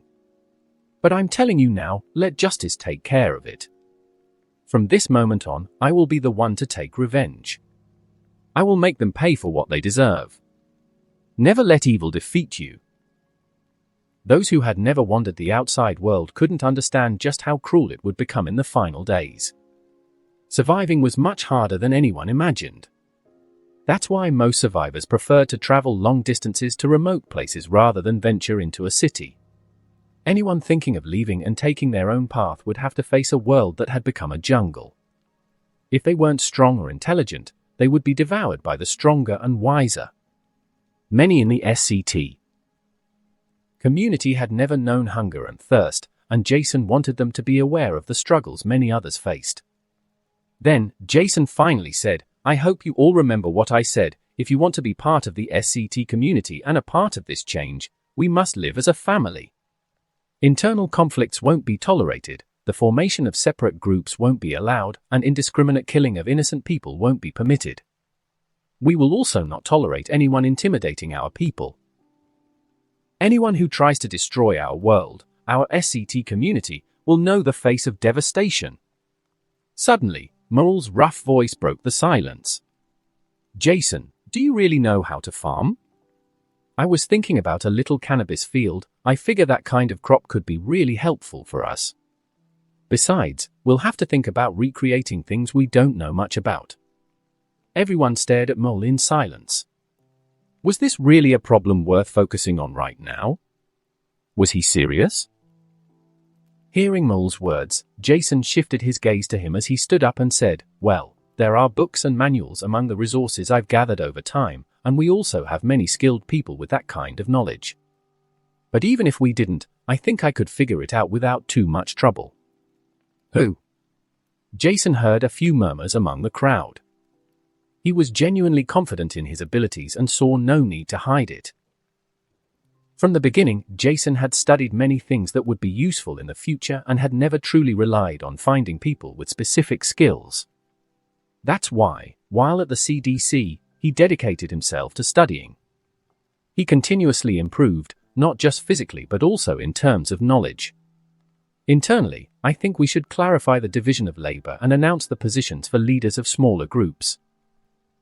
Of course, once we fully occupy this place, we'll hold votes to consider everyone's opinions.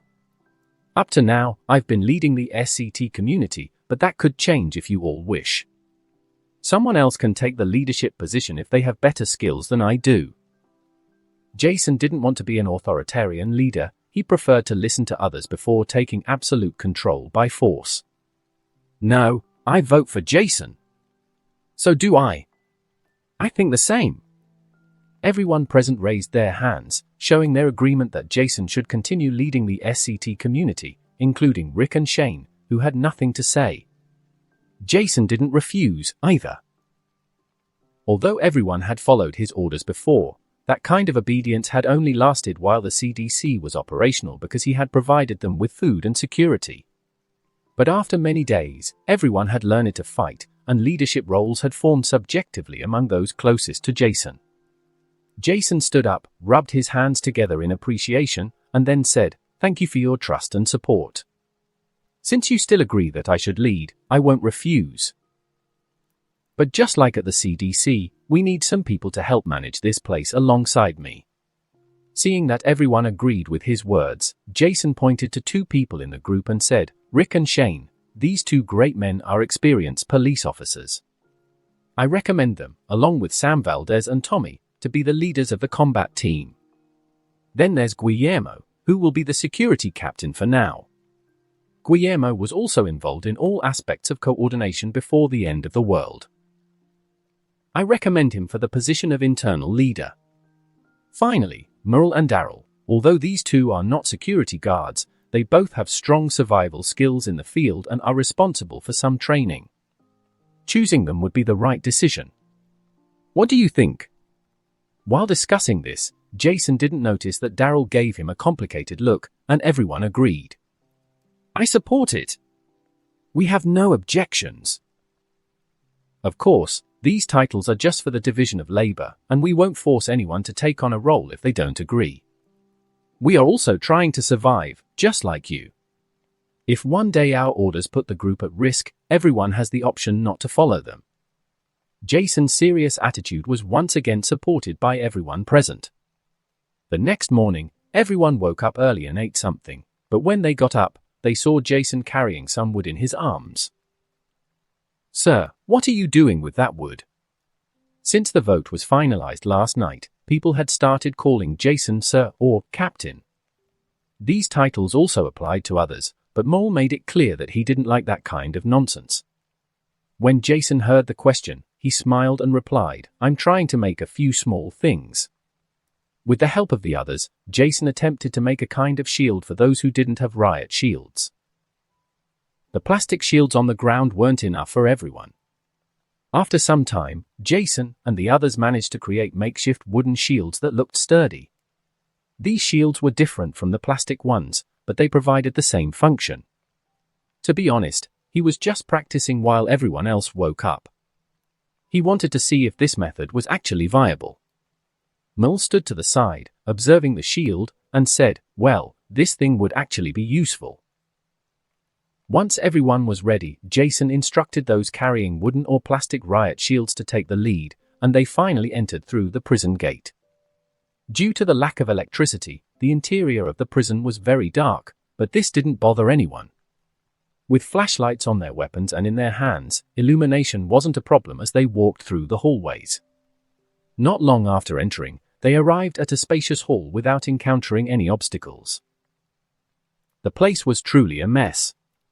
The situation on the upper floor was temporarily unknown, but it appeared to be some kind of warning room, while the lower floor was filled with overturned tables and chairs, large amounts of trash on the ground, and a thick layer of dust covering everything. Upon stepping inside, Jason scanned his surroundings as he slowly and silently moved forward with the others. He took in the environment, breathing in that mixture of dust and dampness. Daryl walked toward the iron door leading to the cells. He shook it forcefully, only to find that it was locked. Turning his head, he whispered, "It's locked. We need to find a key to get in." Everyone spread out and began searching the room. After a while, they heard Felipe's voice coming from the guardroom on the second floor. "I found it!" Jason rushed up to the second floor, looked at Felipe, and walked toward him at the guardroom. He saw Felipe looking hesitant to enter, so he leaned in to take a look and immediately recalled this scene upon seeing the guard sitting inside the small room. A corpse was slumped in the chair, its head completely tilted back, motionless. Looking at it from the front, it was impossible to tell whether it was a walker or just a corpse, while the keys hung from its waist. Even though he vaguely remembered that this guard was completely dead, Jason still moved cautiously. He slowly extended his hand, took the keys from the guard's waist, and also grabbed the guard's gun. Turning around, Jason looked at Felipe and handed him the weapon. "We can't leave anything behind. Keep that gun. The guard is just a corpse, and we need to clean it up."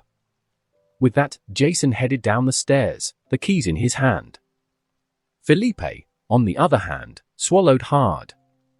He had come because he heard that Guillermo was injured, but he never expected to end up in a place like this. Now that Jason had the keys, the rest of the problem could be easily solved. The prison was filled with iron doors and bars. Without saying a word, even before stepping inside, their priorities were clear. Without hesitation, they entered the first section. When Jason unlocked the bar door, to everyone's surprise, there were very few walkers in the cells. Even on the first floor, not a single walker was found, only 1 or 2 corpses lay on the ground, each with a bullet wound to the head. It was more than clear that everyone here had been killed. Most were likely eliminated before they could turn into walkers. After opening the second floor, Jason and the others finally found a few walkers inside some of the cells. However, since the doors were completely shut, Rick and the others easily took them down. There are 12 cells in this unit, and each room can hold 2 to 3 people, meaning a maximum of about 30 people per unit. Hearing this, Jason looked at the cells and said, with some partitions in the hallway, this unit could hold around 50 people. Rick examined the cell layout and was pleasantly surprised. This place was more than perfect for living. "No, let's count 2 people per room. This unit can accommodate 24 people. Our current group needs more space than this, but it'll work if we expand our area. Let's keep moving." Jason's plan was to check the entire place first, making sure not to leave as many unsealed gaps as in the original story, which had led to countless problems later on. Additionally, the large amount of resources he had needed to be transported to this prison, leaving nothing behind. Therefore, every corner of this place would be useful. Jason opened the next door and stepped into the hallway. He noticed that this passage was much darker due to the power outages and that this area was a deeper part of the prison. He extended his hand to stop several people carrying shields and signaled to Glenn. "Give me that bag." After taking a backpack from Glenn, Jason pulled out a dozen pistols and silencers, then turned to everyone and said, "The next step is crucial. We need to observe carefully in a tight, confined space. Not all of us can go in right now. For now, we need a small team. Rick, Glenn, Daryl, Morgan will carry weapons while T-Dog holds a shield. We'll move forward, while the rest will follow Shane. He'll be in charge of checking blind spots and ensuring everything is clear inside. Remember to only do what you can. Don't rush in if things get bad," Rick reminded his friend. Shane nodded and called for the others to move to another area. Jason turned his head and noticed that neither Maggie nor Otis had gone with Shane. He was momentarily surprised and said in a low voice, "What are you two doing?" "Get out. Wait outside with the others." "Glenn's not leaving, and I'm not leaving." Maggie seemed stubborn. Glenn kept trying to convince her to go, but she wouldn't move, gripping Glenn's hand and looking at Jason, unwilling to leave. Otis, standing behind her, looked even more confused. When did I get dragged into the front lines? At this moment, if he really didn't leave, he was surely going to die. Seeing Maggie's serious expression, Jason looked at Glenn again and simply said, "You're too kind. If anything happens, you'll have to answer to Herschel." Glenn nodded, clearly much less enthusiastic than before. Jason shook his head helplessly and could only motion for the others to head out. The passage ahead was completely dark, with half-open doors on either side. The wide corridor could only accommodate about 4 people at a time. Morgan and T-Dog stood at the front with their shields raised, while the others slowly advanced behind them. Unlike everyone else, Jason pointed out that every body on the ground that wasn't moving had to be secured, even if it made their progress slower. The search would be much more detailed this way. Once every cell, every floor, and every walker was secured, the area would be much safer for the others to clean up without risk. As a result, one could imagine how much slower their progress was. Fortunately, this ensured complete coverage. Jason would rather spend twice as much time investigating than lose good subordinates under his command. Every cell and room in the prison corridor was carefully checked by several people. The corpses on the ground were stabbed to make sure they wouldn't get up. However, the few walkers inside the cells and rooms began to unsettle the group. There hadn't been any walkers for a while. Where were they? The answer was clear: outside their cells and rooms. As the group reached a corner, the beam of their flashlights illuminated rotting faces. They saw a horde of walkers densely packed around the door. Stimulated by the light and sound, the walkers turned and started moving toward Jason and the others. Down! As soon as T-Dog and Morgan heard Jason's roar, both of them, who were in the front row, immediately slammed their shields onto the ground. Using their bodies for cover, they positioned their shields and flashlights, aiming them at the approaching walkers, illuminating the front.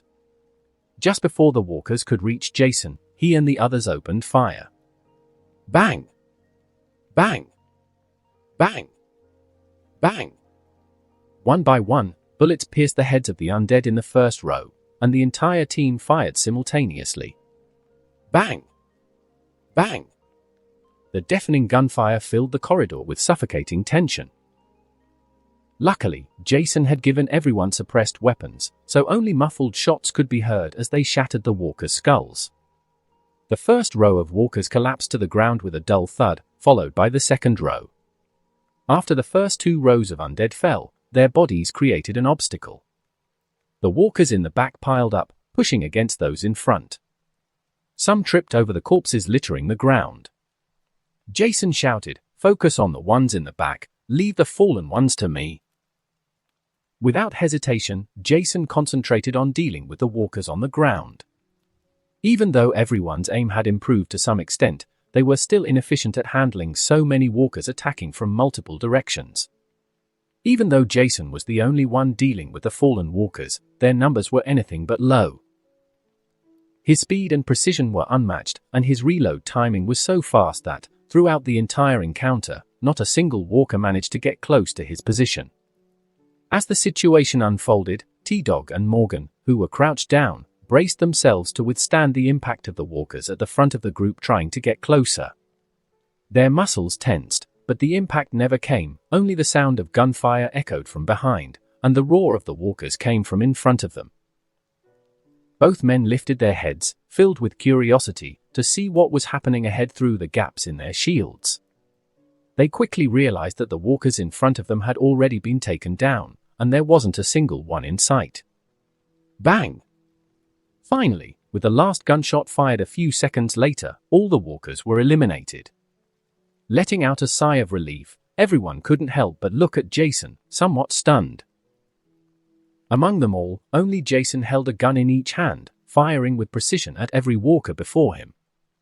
No one was blind, except for Rick, who was one of the best shooters in the group. Others occasionally missed their shots.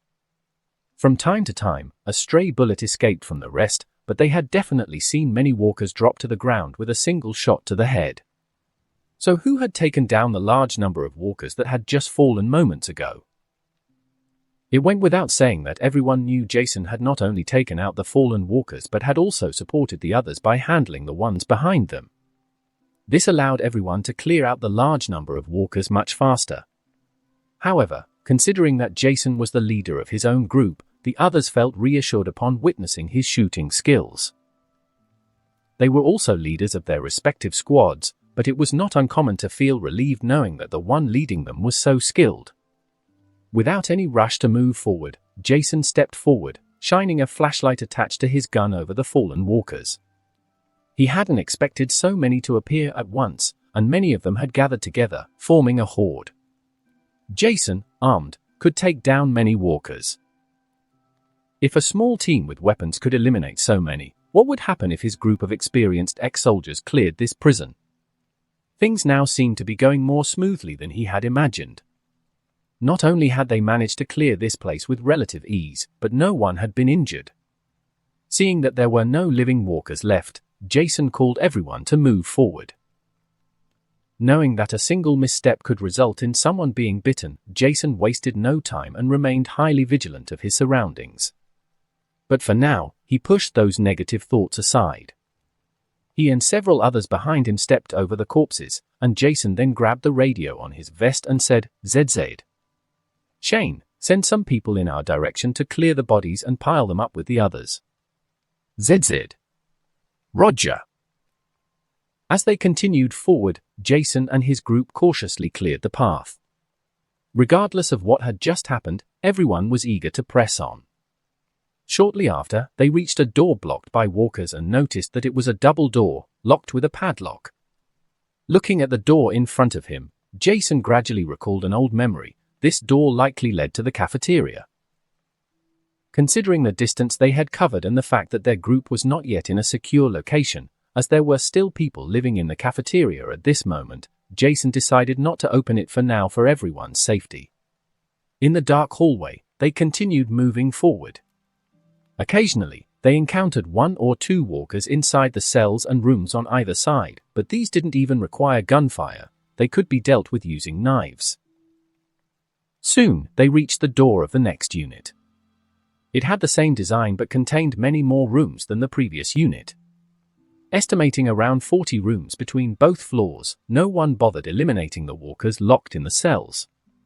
After Shane continued sending people to clear the bodies in the hallways, several others kept advancing.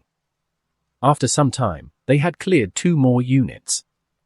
Finally, at a corner, Jason reached out and touched T-Dog's shoulder, who was ahead of him. T-Dog instantly froze in place. With tactical understanding, almost the moment T-Dog stopped, the others did as well. Stepping out of the formation, Jason reached the corner, listened carefully for any sounds, then leaned forward, aiming his gun toward the other side. Bang! A sharp sound struck metal. As soon as Jason lifted his gun, those behind him instinctively raised theirs, ready to fire. Hearing the noise stop, Jason moved behind a corner of the wall when another gunshot rang out. "It's Jason!" "Here, Shane!" Jason signaled that they were out of danger. Lowering his weapon, he stepped out from behind the wall. "What's the situation there?" Jason asked, glancing down the corridor behind Shane, which appeared clear of walkers. Shane also holstered his gun and pointed behind him. "We cleared everything up to here and found 2 cell blocks much larger than the previous ones. There were also several cells and large rooms in the corridor, around 120 rooms." "How did it go on your end?" Morgan stepped forward and said, "Counting the first unit, we cleared a total of 4 units, plus the hallway rooms, around 200 rooms in total." Rick, excited, said, "With these, that's more than 500 rooms.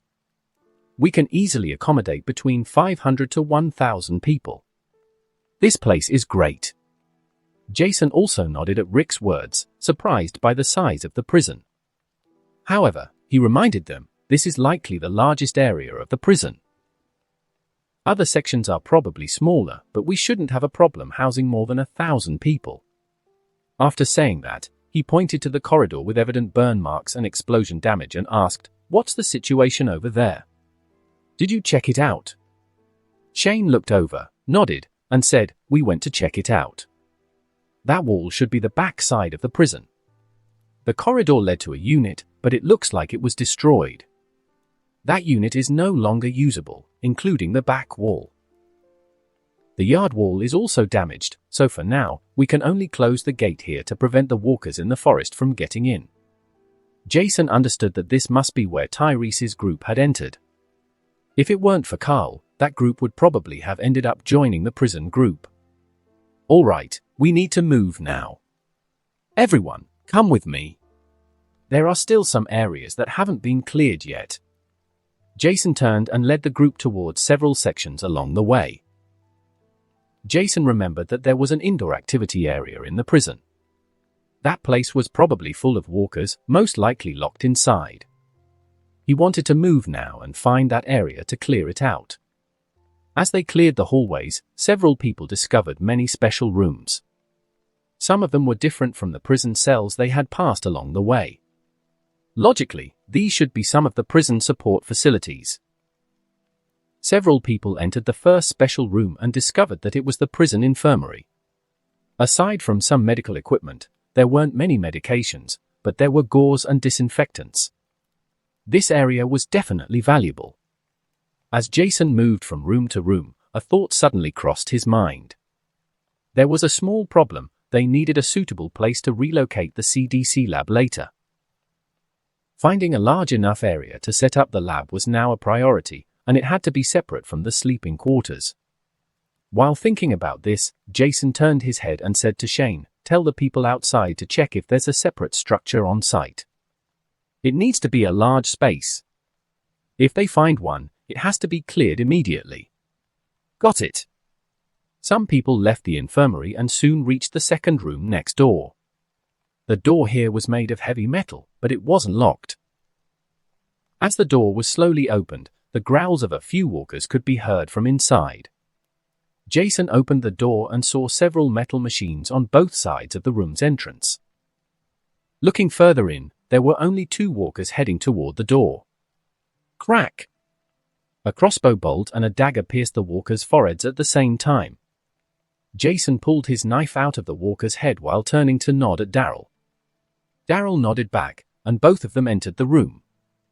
The place resembled a factory room filled with equipment and pipes. There were various types of machinery, including generators, pipelines, and power sources. If conditions allowed, electricity could be generated sooner than originally planned. Daryl walked toward the large generator, took a look, and discovered that Jason was surprised to see there was still fuel in the tank.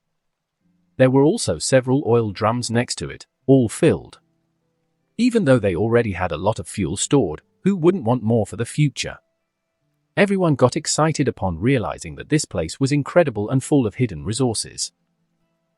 As everyone delved deeper into the prison, more supplies were gradually discovered. Although they were all practical, they remained useful. For example, someone found a large amount of clothing and bed sheets, as well as pots and pans in the storage room at the back. While these items had little value in the past, in recent days, any material was crucial for survival. Someone also found an important arsenal in the corner of the prison.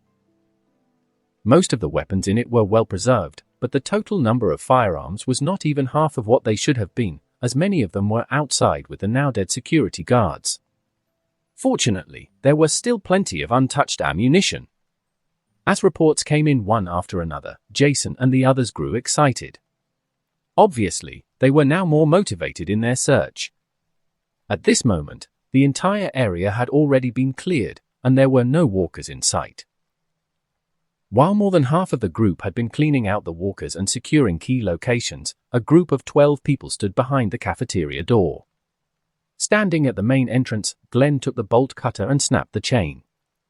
The chain broke apart and fell to the ground. Thanks to Shane's great help, there were now about 15 armed people at the cafeteria entrance.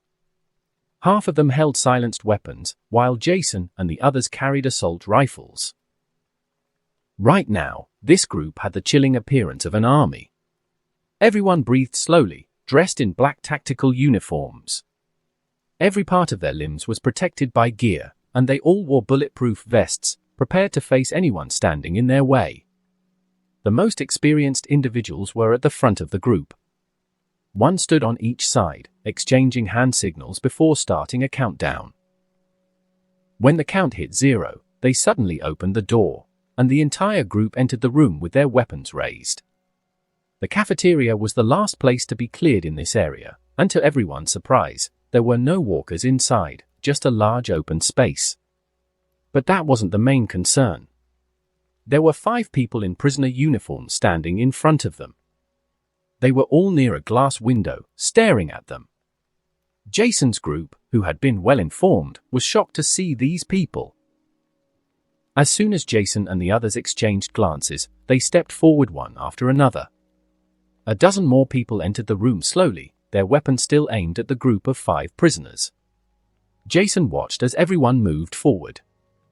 The leader of the prisoner group had a pistol tucked into his waistband, his long hair tied back in a ponytail. From his expression, Jason recalled that this person's name was Thomas. Behind Thomas stood a thin, dark-skinned man named Andrew. The other 3 were Big Tiny, the talkative Axel, and the kind-hearted Oscar. As Jason took a step forward, he looked at Thomas and Andrew, his gaze turning cold. These 2 definitely couldn't stay among his people. In the past, Rick had failed to deal with Andrew due to an oversight, which led to having a hidden enemy in the prison. But Jason would not make that mistake. He would never make a rookie mistake. As soon as he stepped forward, an intense sense of danger surged from within Jason's heart. The hairs on his entire body stood on end, as if the mantle of death had completely covered him. But the feeling came and went quickly. Before he could react, it vanished from his body. His posture stiffened slightly, and a few cold sweat drops trickled down his forehead. Jason took a deep breath and watched the prisoners with even more vigilance. Daryl raised his hand crossbow, stepped forward, and warned Thomas, who had just stepped out, "Don't come any closer. Stay right there." "Who are you? Are you from the military?" Standing in front of more than a dozen people dressed in black tactical suits, Thomas instantly lost the nerve to draw his weapon. Although he was a murderer, he wasn't an idiot, and Andrew behind him was nothing more than a coward hiding behind a tough exterior. Seeing that the other party had no intention of answering his questions, Thomas simply raised his hands to show his surrender. He could tell that the roughest-looking man in front of him was the team's leader, so he directly asked Jason again, "Are you here to rescue us? Are you with the military?" "You don't get to ask questions in this situation," Rick said coldly. You're prisoners from this place. Why are you locked in the cafeteria?" Jason took 2 steps forward and stopped a little over a meter away from the 5 men. Recalling the feeling he had just experienced, he was absolutely certain that a strong murderous intent had been directed at him when he entered this room. So he had no intention of answering Thomas's questions. Instead, he acted naturally according to his group's interests and the questions already forming in their minds. Thomas narrowed his eyes and scanned the room, finally focusing on Jason. Seeing that no one else was speaking, he cautiously replied, "A prison guard locked us in here and gave me a gun." "Here." After speaking, Thomas pulled out his pistol and waved it in front of Jason as if to hand it over. But Jason, although he wouldn't judge sins that hadn't yet been committed, wouldn't be naive enough to forgive everyone either. Crack! "Ah! My hand!" Thomas' hand, which was holding the gun, was instantly grabbed by Jason. With a bit of effort, Thomas' wrist twisted, and the gun fell to the ground. Andrew, who was behind Thomas, reacted quickly and raised a baseball bat in his hands, but his body froze as he felt the cold barrel of a rifle against his right side. Before he even realized it, someone from Jason's group was already pointing a rifle at his head. Meanwhile, Daryl also rushed forward, aiming his crossbow at Thomas, who was about to resist. Just as the others behind Jason, Daryl, and Rick reacted, Jason, with support, had already taken control of the situation, and the rest of the prisoners' group slowly backed away. At that moment, Jason smiled amicably and looked at Andrew. "I don't need to know who you 5 are. There should be a record in this place with all your information and the shit you did to end up here, so we'll talk about your situation after we get that information. For now, you just have to wait. Looking at Andrew, Jason whispered softly, I don't need to know anything else about you anymore, you're already dead. Upon hearing that, the baseball bat in Andrew's hands fell to the ground. With that said, Jason turned his head and told the people behind him, take them to a unit, lock them up separately. Only after we sort things out here will we decide what happens to them. Yes, sir. Several team members walked up behind the 5 prisoners, aimed their weapons at them, took away whatever arms they were holding, and then escorted them outside. Thomas looked at Jason bitterly. He shouldn't have hesitated at that moment. If he had taken control of the situation when he had the chance, he and the others wouldn't have been locked up as soon as they stepped out of the kitchen. But deep down, he knew that if he had attacked Jason, he would already be a corpse. After the 5 prisoners were taken away, Jason looked at Shane and said, there should be a database in this place. We need to find it and see why these 5 were arrested to determine if they're telling the truth or not. Why don't we just send them out of the prison? Daryl thought it would be a good idea to let them try their luck on their own. I think that would be a good idea. Rick agreed with Daryl's words. He didn't want to accept these 5 prisoners, but when it came to executing them, he felt he couldn't do it. He simply hadn't experienced enough yet. The team members also discussed their opinions, and most agreed on sending some of them out of the prison. Jason didn't answer right away but instead posed a hypothesis. These people are very familiar with the prison, even more than we are. If we release them, they might take revenge by cutting the barbed wire fence around us while we're not paying attention. Then, they could lure in a massive horde of walkers. What do you think would happen to us then? The people around him fell silent. None of them were sure if that would actually happen, but they couldn't argue against it. Jason looked at everyone's expressions and knew what they were struggling with. He sighed, and his tone suddenly became serious and heavy. This is the end of the world. If we treat strangers with kindness, all we'll get in return is a hard hit that will knock us to the ground. The only people we can trust are our own community. Every stranger is an enemy until we've watched them long enough. I don't want to be careless. You all saw how that guy with the bat almost attacked me just now. Do you really think they would have hesitated to kill me if they had the chance? We didn't know each other before, but now are we nothing more than just simple friends? Morgan frowned and looked at Jason. He really didn't want these people to be expelled from the prison. The security of this place is under my leadership. I can't assure you that I know these people well, but I truly believe that not all of them are bad. However, you'll soon realize that our future encounters with survivors will be different from what just happened. Jason paused, his gaze sweeping over all those who refused to see the reality of their foolish decisions. Then he pointed out, Guillermo's people took care of the elderly before bringing them to the shelter. You, Rick, and Shane were cops before. Morgan and his family were helping others before I met them. Glenn, long before we met, tried to help us. Herschel isn't part of our community, but his daughter and neighbor are here to help us clean the prison. After saying that, Jason frowned slightly. He knew that the others didn't want to get their hands dirty, and now it wasn't his intention to do anything wrong. They simply didn't want to commit a dark act. Jason paused, but still said, I'm just trying to take care of our people. I've seen and experienced truly horrific things. I witnessed people committing inhuman acts long before the world ended. What kind of things do you think are happening out there today? Daryl, standing beside him, listened to Jason's words and suddenly felt that many weren't seeing the bigger picture. As a good leader, Jason was only thinking about everyone's safety. Thinking about this, Daryl also said, Jason is right. Many of you don't understand what could happen if we let those people go. We can't leave those starving people outside the prison. I'd rather live as a villain than die as an innocent. Everyone fell silent, and there was an inexplicable glimmer in their eyes. Jason didn't insist any further. He patted Daryl on the shoulder, signaling that they would move forward. Just moments ago, Jason seemed to be going through many mood swings. But in reality, he wasn't angry at anyone. He had no problem letting those criminals go just so the others could learn from their mistakes. However, he knew there would be many more lessons for them to learn along the way. Now, it seemed his words hadn't been in vain.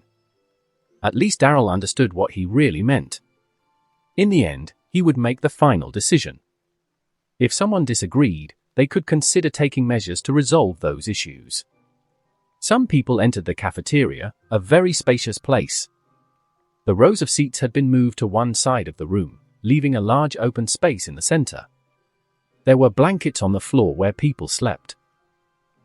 A bit further ahead, not far from where they had been sleeping, Daryl went in first and walked forward. Damn it, this group of people sure ate well. He gestured to the others, and they all saw what looked like a storage room packed with all kinds of food. Look at all this food. We hit the jackpot. Hearing the exclamations of joy, Jason kept walking forward and looked at all the food in front of him. Surprisingly, there was far more than he had imagined. If he calculated the days, he had arrived at the prison much earlier than originally planned, and all those extra days had been rewarded with food. Assuming 3 meals per person per day, considering they were 5 young and strong individuals, the amount of food they consumed was extravagant. While everyone was looking at the food, Jason did some mental calculations and said, although this is nothing compared to what we already have, based on this amount of food and what was being distributed in the prison, it's estimated that they were feeding more than 500 people. This entire storage room could sustain all of them for a week. The fact was exactly as Jason said, this storage room alone could feed more than 500 people for a full week without restocking. Considering the storage capacity of this food warehouse, more than 500 people could live in this prison without a problem. That's incredible. Having a lot of people here would make us really strong, wouldn't it? Said Glenn, who had just entered the storage room with a big smile on his face. Everyone looked at Glenn in disbelief. No one had considered building a shelter with more than 500 people. In these times, that was unimaginable to lead. At the moment, everyone's thoughts were scattered because of what had just happened, but it seemed Jason didn't have time for that. Jason, who had remained calm until now, suddenly remembered something and looked at Shane. By the way, we're bringing Guillermo back tomorrow. We can't let him live in Herschel's house forever. Today, we'll clean out a cell block to prepare a place for the elderly and sick. We have doctors and nurses here, so it will be easy for them to recover. Shane nodded to show he understood, then turned and left the cafeteria. Rick walked to one side of the storage room and suddenly discovered a tightly sealed iron door behind him. What's this? Rick approached the door handle with curiosity. Boom! Jason stepped forward to press against the iron door that Rick was about to open. It's best not to open it. Didn't you notice how clean this room is? Do you feel like something is missing? Everyone looked around and shook their heads. Rick asked, confused, what? Jason smirked in boredom and said, I'm guessing this is a bathroom, so there's no need to open it unless you want a truly unique experience. Rick realized it after hearing that and lowered his hand. Is that really true? However, some curious young men still didn't believe it. One of them reached for the iron door handle. Jason's expression darkened, and he turned away. Oh my God! As the door opened, the faces of those young men turned green, and Rick, who was standing in front of the door, quickly reached out to close it while covering his nose with his other hand. Shit! Who the hell opened it? Liam, you're dead. The corners of Jason's mouth lifted slightly, but he noticed that after everyone finished complaining, they all looked at him with that strange expression again. Damn it, I thought it would make good fertilizer. Daryl looked at Jason as if he were a monster. He was always thinking about how to use everything to his advantage, a true-born survivor. While Jason and the others were clearing out the prison, the people from the CDC were also preparing for the transfer. Everyone was busy packing supplies into the military trucks, even the researchers were moving the most important items from the laboratories. Outside the CDC, Mike and Sam Valdez watched as all the soldiers transported crates of weapons and ammunition to the military trucks. Throughout this time, the most experienced individuals had been in charge of securing the perimeter of the facility. Mike, the first trip to the prison will be the most valuable because of the resources being transported. It will be escorted by tanks and the majority of our forces to protect it, Sam Valdez said with a calm expression. Won't it be dangerous to leave this place so unprotected? Mike looked at Sam. If the transfer took place, more than half of the experienced soldiers would be moving along with the people. No, there are strategic points to defend the CDC. Those machine guns can wipe out a large group of enemies with ease, Sam Valdez replied, unfazed. The skills and experience of many of the civilians who had been trained were now on par with that of a soldier. Some had been trained to operate tanks, others to use machine guns, and many more to handle higher-level weaponry. Considering the available resources, they would need to make at least 3 major trips like the one they were currently preparing. We have a massive amount of weapons. Is it really necessary to take them all? Mike could swear that the building next to him was packed with all kinds of weapons, ammunition, and various tools. From his perspective, who would need that many weapons? And who exactly were they supposed to fight? There were at least 100 weapons for every refugee still in the SCT community. You don't get it. Jason mentioned that there would be many communities that might consider us enemies. Who knows? But it's better for these weapons to be in our hands than in enemy hands. Don't you agree? Sam Valdez shifted his gaze toward Mike. In our hands. In a dormitory, Lori was reading with Carl while thinking about what her husband was doing. She couldn't help but dwell on everything that had happened so far. She feared that her husband would become as cold-blooded as Shane. At that moment, there was a knock at her door. Knock, knock, knock. Lori got up from the bed and walked to the door. She opened it and saw Candice standing on the other side. Candice, without hesitation, asked directly, Lori, the first group will be ready to leave soon. Do you want to go with them, or will you wait? Lori looked at her son and said, I want to leave with the first group if possible. Then get your things ready. But before that, we need to talk about what you asked me, Candice said in a serious tone. About your delay. The pregnancy test you asked me to do already has a result. Candice looked at Lori with a reassuring smile. She was very happy to share this news. The result of the pregnancy test. Lori's heart skipped a beat. She had never thought that her sudden idea about her delayed period would actually turn out to be a baby. Initially, she had secretly contacted Candice for help because this thought had been worrying her. Candice approached and explained to Lori, there's a lot more. Besides giving you the result, I have something very important you need to know. Can I come in and talk about it? Lori realized she was being rude and invited Candice into the small room. After the two sat down, Candice continued, I talked to Jason a few weeks ago before you all left in search of a new shelter. I forgot to tell everyone after being busy in the lab all this time. I'm sorry. Hearing Candice's sudden apology, Lori quickly waved her hand and said, no, all of us should be thanking you. If they hadn't accepted us, how could we be living in such good conditions? Isn't it ironic? Jason was the one who convinced me to start accepting refugees into the facility shortly after the military abandoned us. Plus, they also took care of collecting a lot of medical equipment and valuable medicine, so there's nothing to worry about. Even if you're pregnant, you shouldn't be concerned, we have enough medical resources to ensure a smooth delivery. But there's something we haven't shared yet. Our group has made great progress in studying the virus, allowing us to create the first vaccine. Can you cure this virus? Lori couldn't believe it, her eyes widened as she looked at Candice in shock. Candice knew Lori had misunderstood and calmly explained, it's not what you think. We've actually developed a vaccine, but it can't prevent infection from being bitten by the infected. Upon hearing this, Lori's previously excited mood instantly cooled, but Candice's next words gave her hope once again. Even though we can't solve the issue of infection caused by bites from the undead, our vaccines can now immunize people against infections caused by airborne and non-blood contact with the infected. Other forms of transmission can no longer infect us. Even if we die accidentally or naturally, we won't turn into walkers, making it easier to start over somewhere else without the fear of an internal outbreak. This is amazing! Laurie was so happy that she wanted to shout out loud. Mom! Does this mean we don't have to be afraid in the future? Carl tugged at the corner of Laurie's clothing innocently.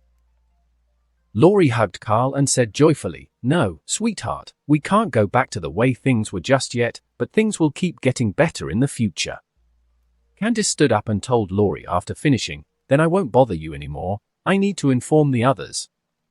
"All right, thank you." Laurie stood up and hugged Candace. At that moment, she was incredibly grateful that her group had chosen to follow Jason out of the quarry. And, of course, she was even more thankful to Jason for all his efforts. After saying goodbye to Candace, Laurie anxiously ran to the bathroom. A moment later, she came out holding the test results in her hands. She went to the bed and hugged Carl before quietly asking, "Sweetie, would you like a little brother or a little sister?" As Candace left, she was intercepted by a figure that looked quite anxious. "Dr. Jenner, the first batch of supplies has been sent out. When they return, we will begin evacuating the first group of refugees." Tyler reported from the other side of the door in a clear voice. "I understand. I'll discuss it with Tommy right away," Candace said after a brief pause, and the sound of her quick steps echoed as she walked away. Outside the CDC facility, 20 large trucks, escorted by 10 Hums equipped with machine guns and 5 tanks, were preparing to head toward the new shelter they had cleared. If everything went well and quickly, Sam knew that Jason would return with the trucks to start the journey with the survivors and continue transporting resources in future trips. This time, half of the facility's forces were departing with that large convoy of trucks and military vehicles. Without a doubt, this trip was the most important one, as it carried the most valuable resources they had been safeguarding for a long time. "Will everything go smoothly?" George asked, looking somewhat lost. "Let's hope so. The prison Jason mentioned should be getting cleared by now.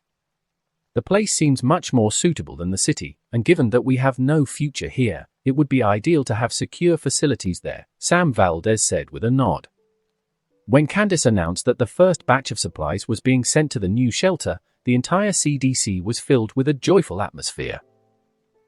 Meanwhile, Jason, who was at the prison, also received the news that the first batch of crucial resources was on its way. The prison at that moment, standing outside a gym, he was looking down a hallway full of walkers. This time, there was no reason for him to move. Dozens of people were split into 2 groups clearing out the undead. When he turned his head after some time, the more experienced group had just finished clearing the walkers from the hallway leading to the gym. At first, everyone was puzzled that the number of walkers they had eliminated didn't seem to match the amount that should have been there. However, when the doors leading to the gym were opened, that idea vanished from their minds. The gym was densely packed with walkers. Everyone relied on their shields at the front of the formation to withstand the initial surge. After a slight struggle, their combat formation proved highly effective, and they began advancing. At this moment, everyone was fighting and clearing out the area. After Jason received the news from Candace, he immediately notified everyone about the first batch of supplies heading their way, and the entire group was filled with excitement. Originally, there were still a large number of walkers in the gym, and people were starting to get exhausted, but they suddenly became energized. Now, the walkers in front of them seemed like insignificant obstacles. The cleanup work, which was originally scheduled to be completed by nightfall, was abruptly finished an hour earlier due to everyone's high morale. Jason's eyes gleamed with excitement as he witnessed this. He knew that in the grand scheme of things, this was trivial, but for a start, it was good enough. At that moment, Jason and the others headed to the prison cafeteria, which had been cleared out a few days ago, thinking about dinner. By now, everyone who had spent the entire day cleaning the place and killing walkers could no longer hold back their hunger and ran to the cafeteria like children. The tables and chairs had been rearranged, and everyone received a large portion of food on their plates, eagerly indulging in the feast. Jason was also sitting at a table. The food in front of him remained untouched as he examined some documents in his hands. Daryl and Rick sat beside him. After scanning through the documents, Jason placed the papers down on the table. "What do you think of our friends?" "Ha, blah, war," Mole said as he choked on the food in his mouth. Seeing that everyone ignored him while they focused on eating, Jason decided to do the same. He was starving. 15 minutes later. Did everyone eat well? Although Jason was the last to start eating, he was the first to finish. I'm so full. It's been so long since I enjoyed a meal like this." Various exclamations came from the group members around him, and Jason looked at everyone with satisfaction. The unity of this community was growing stronger each day. Finally, as those around him finished their meals, Jason picked up the papers again and pushed them forward. Several individuals with the title of group captains picked up the papers and examined them carefully. The more Mole read, the more amused he looked, eventually breaking into laughter, but Rick was different. Anger was evident in his eyes. After a while, the documents were passed around like a newspaper. As everyone read, their expressions began to change. "What do you think?" Jason placed his hands on the table, tapping his fingers lightly from time to time. These documents contained the criminal records of the 5 former prisoners. Shane had arranged for someone to retrieve them. "This Axel guy is just unlucky, ha ha ha." Merle laughed heartlessly. Everyone ignored Merle. Rick held Thomas and Andrew's files and remained silent for a while. He was feeling hesitant. He recalled Jason's words from before. Their group planned to live here for a long time. Was it really a good idea to let them go? If they decided to seek revenge, they could cause serious harm. Daryl hesitated for a moment, pointed at the paper in his hand, and said, "Oscar's sentence has already expired, and Axel and Tiny are in a similar situation. I don't think these 3 are very dangerous. But the other 2 are serious criminals, and I don't think it's a good idea to let them leave this place." "You think so too?" Jason stopped tapping the table and sat up straight. His eyes reflected a murderous intent. He had clearly already made up his mind long before reading the prisoners' files. Jason wanted to be fair, giving everyone the chance to express their opinion. However, in his eyes, no one was truly prepared for this world. Shane and Myrtle seemed to be the only ones who understood, but Jason, who had already made his decision, would act according to his own judgment. "Jason, what do you think we should do with these 2 people?" Shane looked at Jason, sensing that he had already made a decision and that showing them the information now was just to help everyone understand his reasoning behind the outcome of this issue. That was all, and the truth was that he respected that. "What to do with them?" Upon hearing this, Jason raised an eyebrow, looked at everyone in front of him, and said, "These 2 people will be executed, and the remaining 3 will be isolated under observation for an indefinite period." Sensing the coldness in his tone, Rick and Morgan looked at Jason. Even though they had a premonition about this, when they heard Jason say it himself, it still felt strange. They asked, "Are you really going to execute both of them?" As for the expressions of the others, there was no change. Shortly after, only Merle's voice was heard. "Well, even though I agree that these 2 shouldn't stay, it's still not appropriate to execute them right away." Halfway through his sentence, Merle stopped speaking, subtly glancing at Rick and the others. Then, he whispered, "Why don't you pretend to let them go and then, crack, her?" Merle picked up the fork from the table and dragged it across his neck. Everyone understood what he was implying, but no one responded immediately. Before anyone could say anything, Jason made a sound against the table and said, "I know this decision is hard for everyone, so I will give the order and handle it myself. No one else has to get their hands dirty with these 2. Although Jason spoke in a calm tone, the severity in his voice and the way he tapped his fingers lightly on the table showed that he was completely serious. Some people here still had noble values. Jason would undoubtedly prefer to let them go so that those who still had nobility in their hearts or pretended to, could learn from their mistakes. But this was definitely not the time to experiment and waste time with these foolish games, so he would solve this problem quietly, without anyone except the leaders knowing. No, this should be a decision we all accept, Morgan said with a nervous look.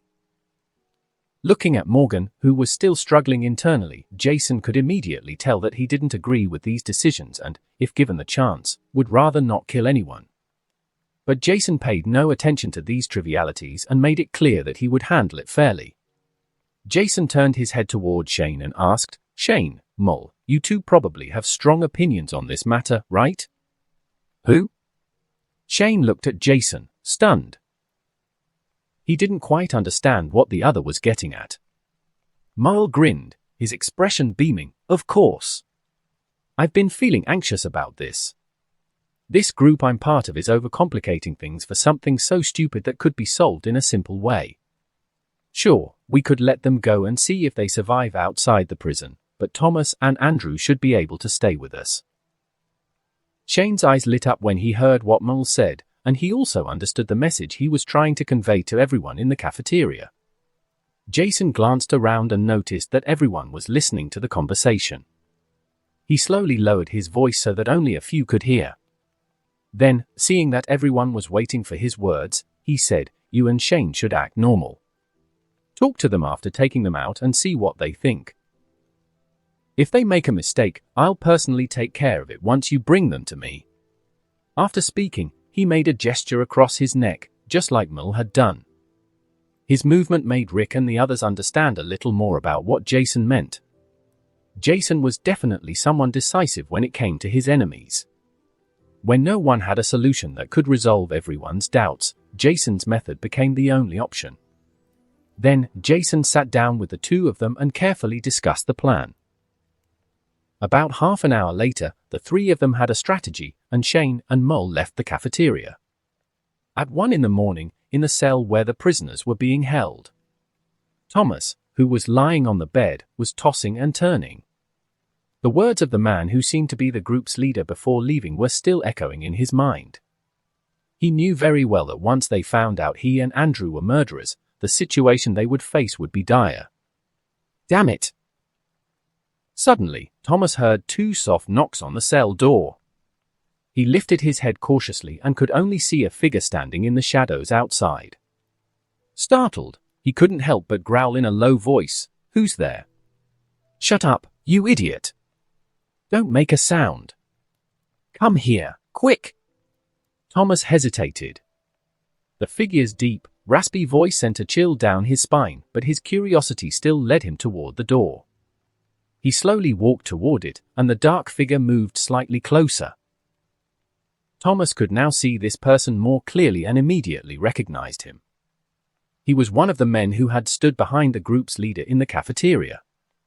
One was a white man, and there was another person beside him, but it was too dark for Thomas to see them clearly. "What's going on, buddy?" Thomas asked tentatively. He really couldn't think of any reason why the other party would stay awake in the middle of the night just to find him. Hey, kid. Do you want to live or die?" This person was, of course, Mole. At that moment, he was dressed in dark clothing and looked at Thomas in the cell with a playful expression. Thomas was shocked when he heard this. He suddenly realized that this might be his lifeline, but he still asked cautiously, "What do you mean?" Mole's tone became a little impatient. "My time is limited. If you keep talking nonsense, I'm leaving. Let me remind you, your case has already been decided by that idiot leading these people. Do you really think they'll let a murderer go free? Ha, what a fucking joke." After hearing Mole's last words, Thomas finally realized the gravity of the situation, and without thinking further, he walked to the edge of the door and asked, "What do you mean? Are you saying you want to rescue me? Why?" Suddenly, Thomas heard the man beside him whisper, "Come on, Mole, this guy's an idiot. Are the two of us enough?" Mole sneered, and an indifferent voice reached Thomas' ears. "Forget it. At first, we planned to take you before we left this place, but we didn't expect things to turn out like this. After Mull finished speaking, he turned around, about to leave, but Thomas grabbed onto his clothing through the door. What? Having second thoughts? Mull, feeling the tug on his clothes, stopped moving and turned back to look at Thomas. Get me out. You won't regret it. I know the prison, I know exactly where to go. Once we get out of here, the more people we have, the better our chances, right? Mull stared at Thomas for a moment, then turned and whispered something to the man behind him. Then he told Thomas, all right. But listen carefully, we don't need cowards. You better not be one. Otherwise, you don't want to know the consequences, got it? Thomas quickly nodded. From his perspective, the situation was clear. These two were unhappy with some things in their group and were planning to leave. They were afraid that the rest of the group would find out, so they chose the perfect moment, deep into the night, to escape. Thomas could guess that there would be very few people outside, but even so, two weren't enough to handle the situation, which was why they came looking for him to escape together. Deep down, Thomas secretly despised both of them and intended to escape on his own once they were out of there. Let's go. Mull opened Thomas's cell door and made a quiet sound. Thomas quickly stepped out, patted his chest, and said, I'm Thomas. Who are you? Mull. This is Shane. Stop wasting time, let's go. Mull said impatiently. Wait, let's take Andrew with us. He's strong too, he could be useful.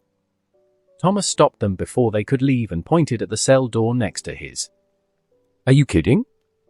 I could crush that little runt with one hand. Is he really useful? Shane asked Thomas angrily. His reaction made Shane next to him grow even more impatient. Thomas cursed these two idiots internally when he realized that the chances of getting out and using them in the process were high. Still, he explained carefully, even though he's short, he's very agile and can solve many problems we might encounter. With him on our side, no one will have to go out and do the most dangerous tasks alone. Damn it! Hurry up, don't wake the others. Impatiently, Mull handed Thomas a set of keys and started looking around as if he were a fugitive. Looking to the side, Shane's gaze was somewhat unnatural. He didn't know if going through so much trouble for this was really worth it. Could they truly judge these two murderers who, for now, were only trying to save themselves? He would have preferred to simply put a bullet in their heads and be done with it, but not everyone shared his thoughts, nor did Jason. Aside from the soldiers who made up a large part of the group and only listened to Jason, the vast majority, which was growing larger by the day, were just ordinary people who still wanted to preserve their humanity. That was why they were having these problems. If they wanted to be strong, great, and united, they had to cater to the weak. Looking at the keys in Mull's hands, Thomas hesitated for a moment before taking them and unlocking the cell where Andrew was resting. It didn't take long for him to open the door and step inside quietly to wake the other man. Andrew, who was sleeping at the moment, suddenly felt someone hitting him and then covering his mouth. Startled, he woke up instantly and desperately tried to break free without seeing who was holding him. When he opened his eyes and was about to scream, he realized that the best possible thing had happened. His friend Thomas was standing in front of him. With his index finger pressed against his lips in a gesture of silence, while his other hand covered his mouth. Thomas removed his hand, signaling Andrew to follow him. As soon as he stepped out of the cell, Andrew saw two strangers standing next to Thomas, likely from the group that had imprisoned them today. But before he could ask anything, Thomas pulled him aside and whispered in a very low voice, "Don't do anything stupid. These two saved me. We need to get out of here first, and then we'll explain everything." After speaking, Mull motioned for the two to follow him and then walked toward the other side of the unit. Under Mull's guidance, they easily avoided the guards patrolling the prison at night and reached the gate, but they saw a figure standing on top of a modified RV parked by the entrance. Instinctively, they quickly dropped to the ground. Fortunately, it was midnight, and visibility was poor, even for those keeping watch. Under the moonlight, they could vaguely make out the general outline of the person on the roof. "It's Daryl." I'll take care of him, don't move. Mull pulled a silenced pistol from his waist and fired at the figure on the vehicle's roof. Bang! With the sound of a suppressed gunshot, Daryl, who was standing on the RV's roof, fell with a dull thud. Thud! Mull signaled, and the four of them walked toward the prison gate without hesitation. Shane fully opened the gate, a sinister laugh escaping his lips.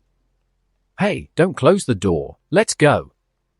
Thomas and Andrew had no idea that, just as they disappeared into the woods, a figure suddenly emerged from behind the RV, holding a crossbow. Walking toward the gate and closing it, Daryl spat in the direction of the fleeing men, cursing under his breath, "You two bastards, you deserve it." Deep in the forest, Shane and Mull, along with the prisoners, ran until they reached a slightly open area.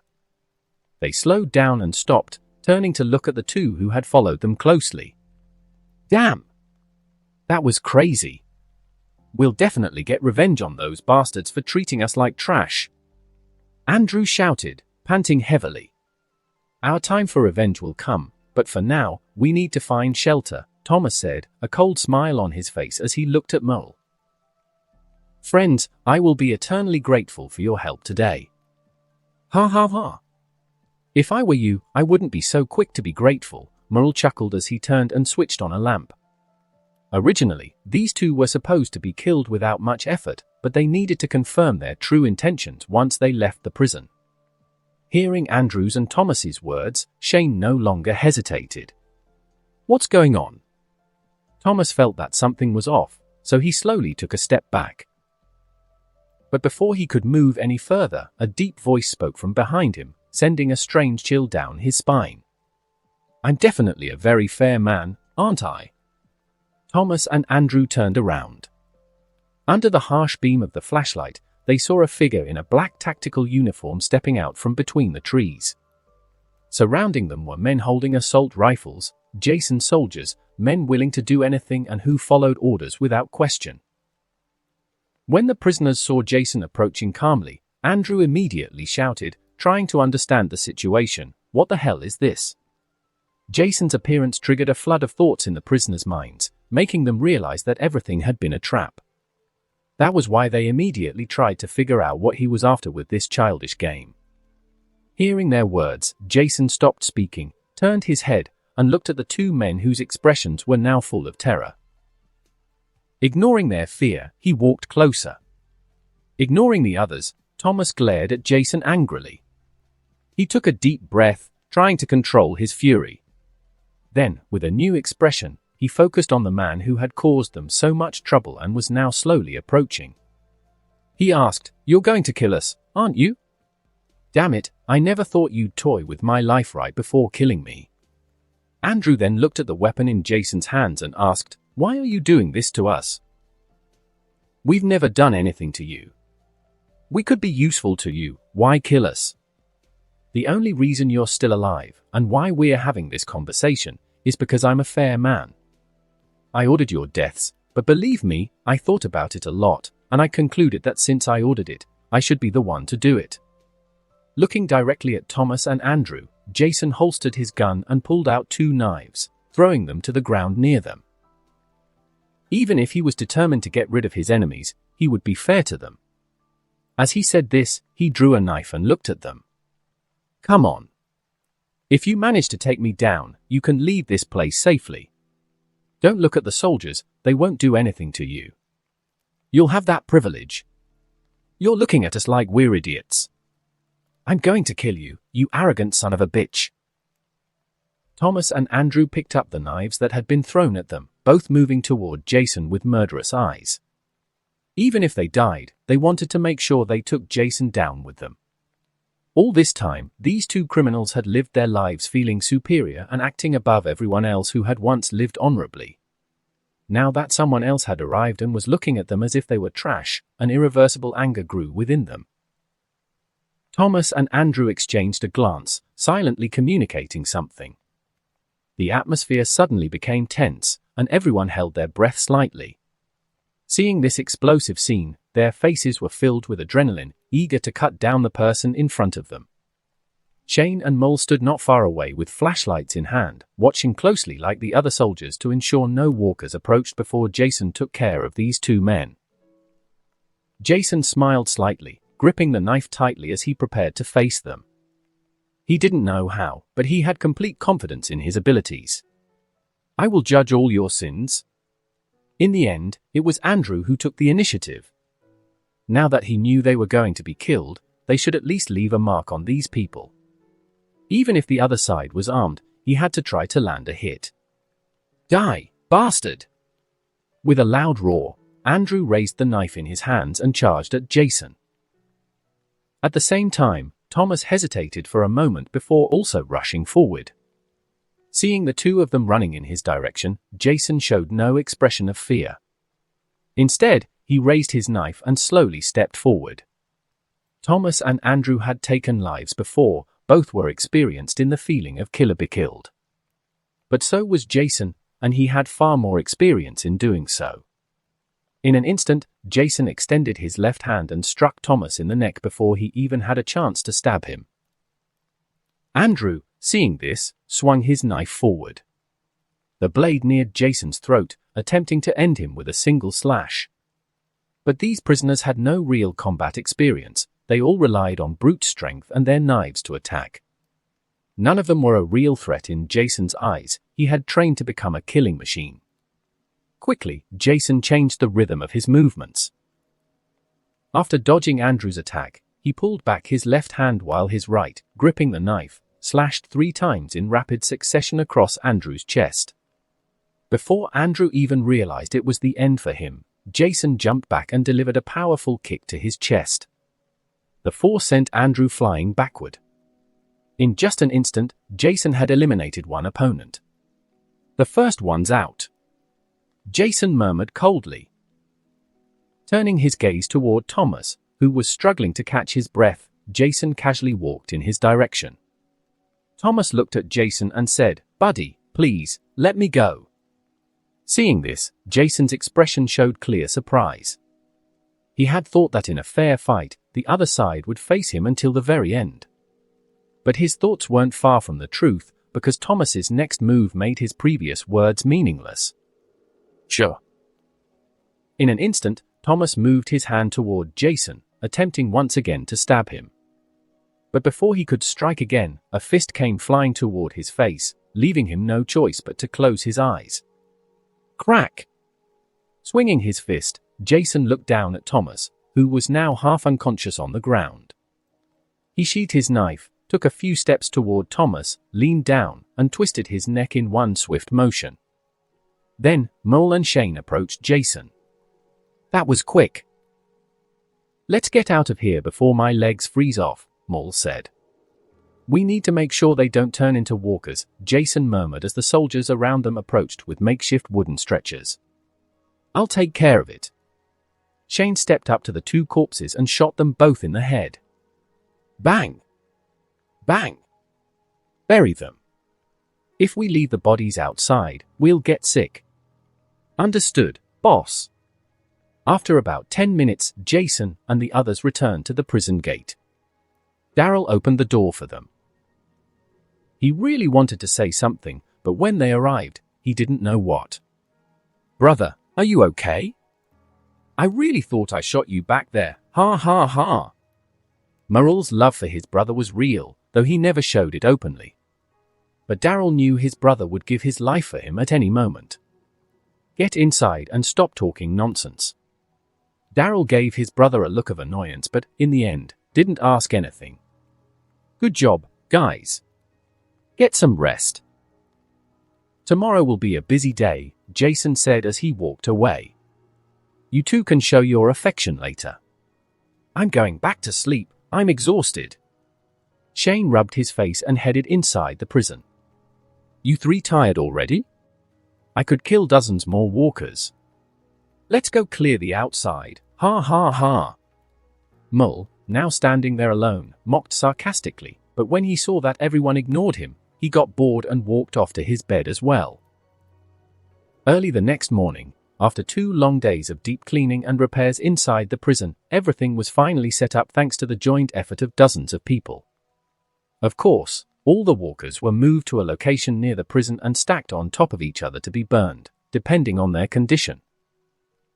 The people had just heard Jason say that the bodies of the walkers should not be moved for now, and some should be left at the edge of an open space, while the rest should not be burned as long as they remained stacked. Nothing else should be done for the moment. No one understood the meaning behind Jason's actions, but they were used to their leader's mysterious ways, so they didn't question it too much and simply followed orders. At that moment, Axel, Tiny, and Oscar had already arrived at the main plaza, looking around at the familiar yet strangely unfamiliar surroundings. They walked back and forth, deep in thought. Moreover, when they woke up this morning, they discovered that out of the 5 original reports, only 3 remained. Thomas and Andrew had left, leaving only 2 open cells, which made them very nervous. When they were brought here, everyone thought it was finally their time to be executed by this strange group of people. However, so far, they had only been taken outside for some fresh air before being put back in their cells. Jason knew that it was highly unlikely that any of these 3 would betray him, but he couldn't impose his own will on everyone else's thoughts. If the 3 of them could easily join the team just like that, the people in the community would inevitably have complaints about the situation.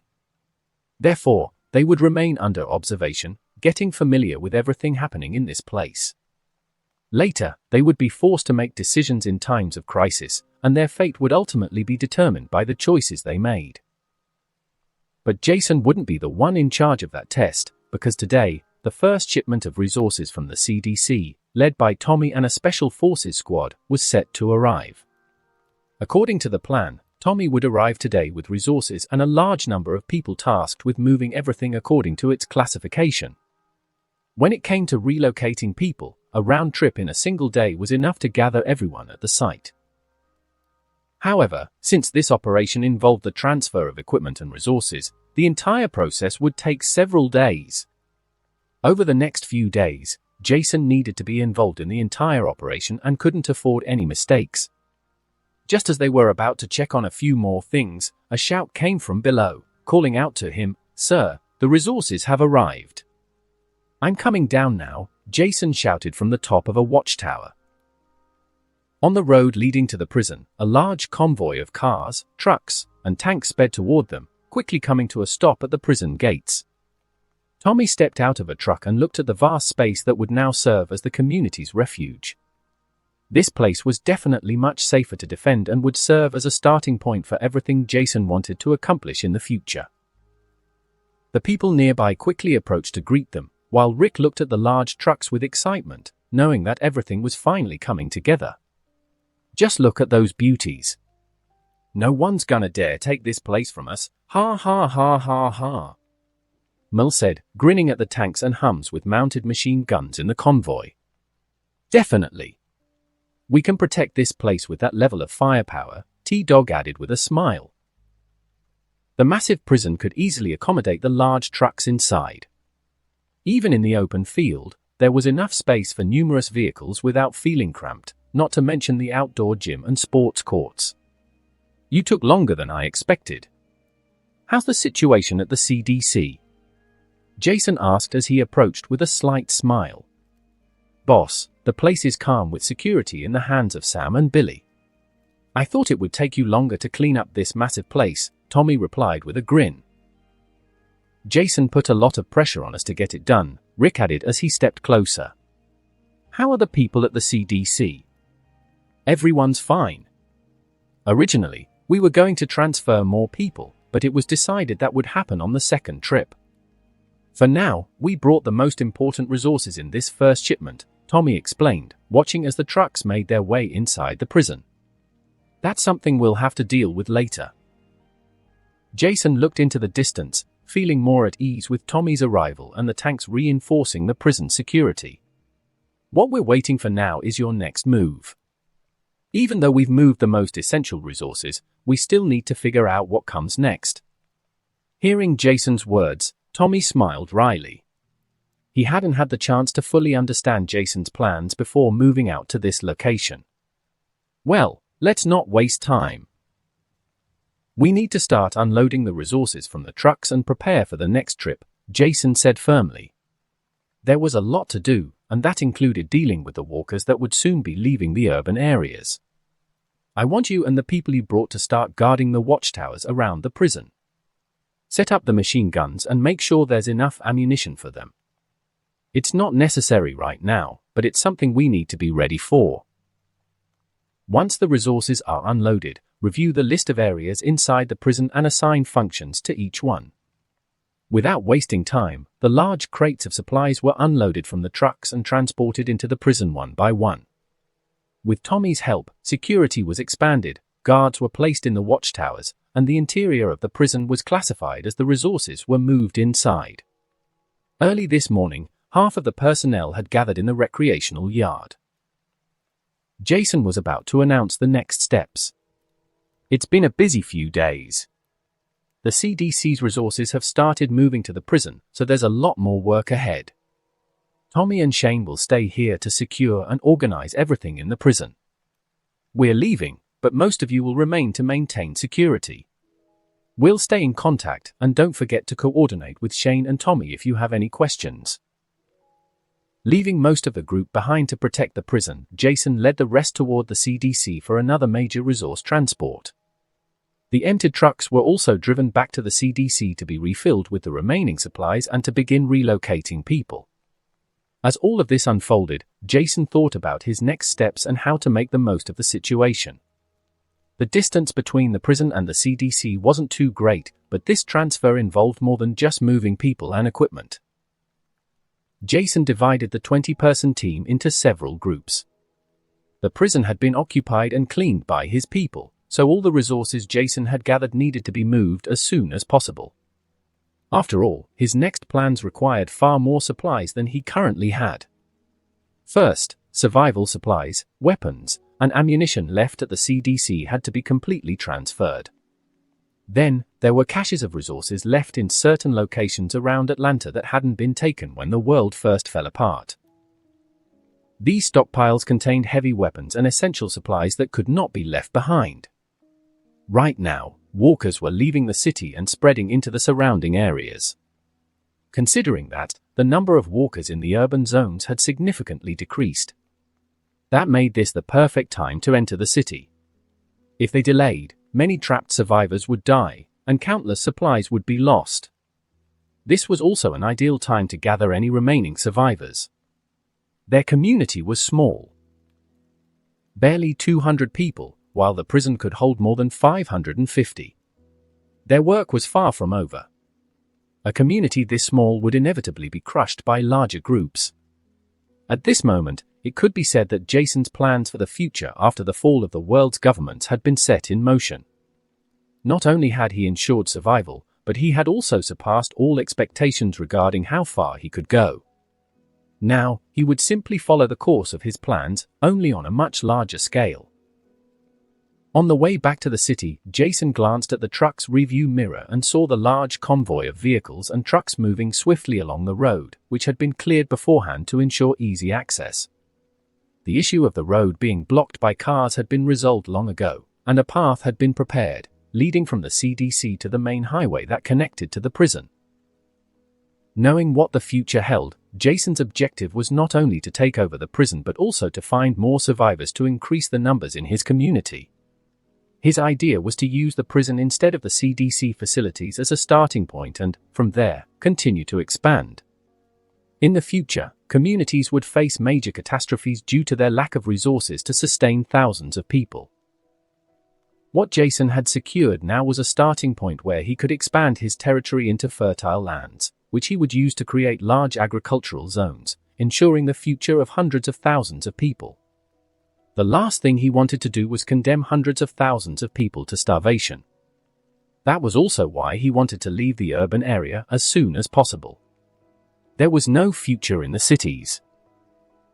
Food would spoil before it was completely consumed by the survivors still struggling to hold on.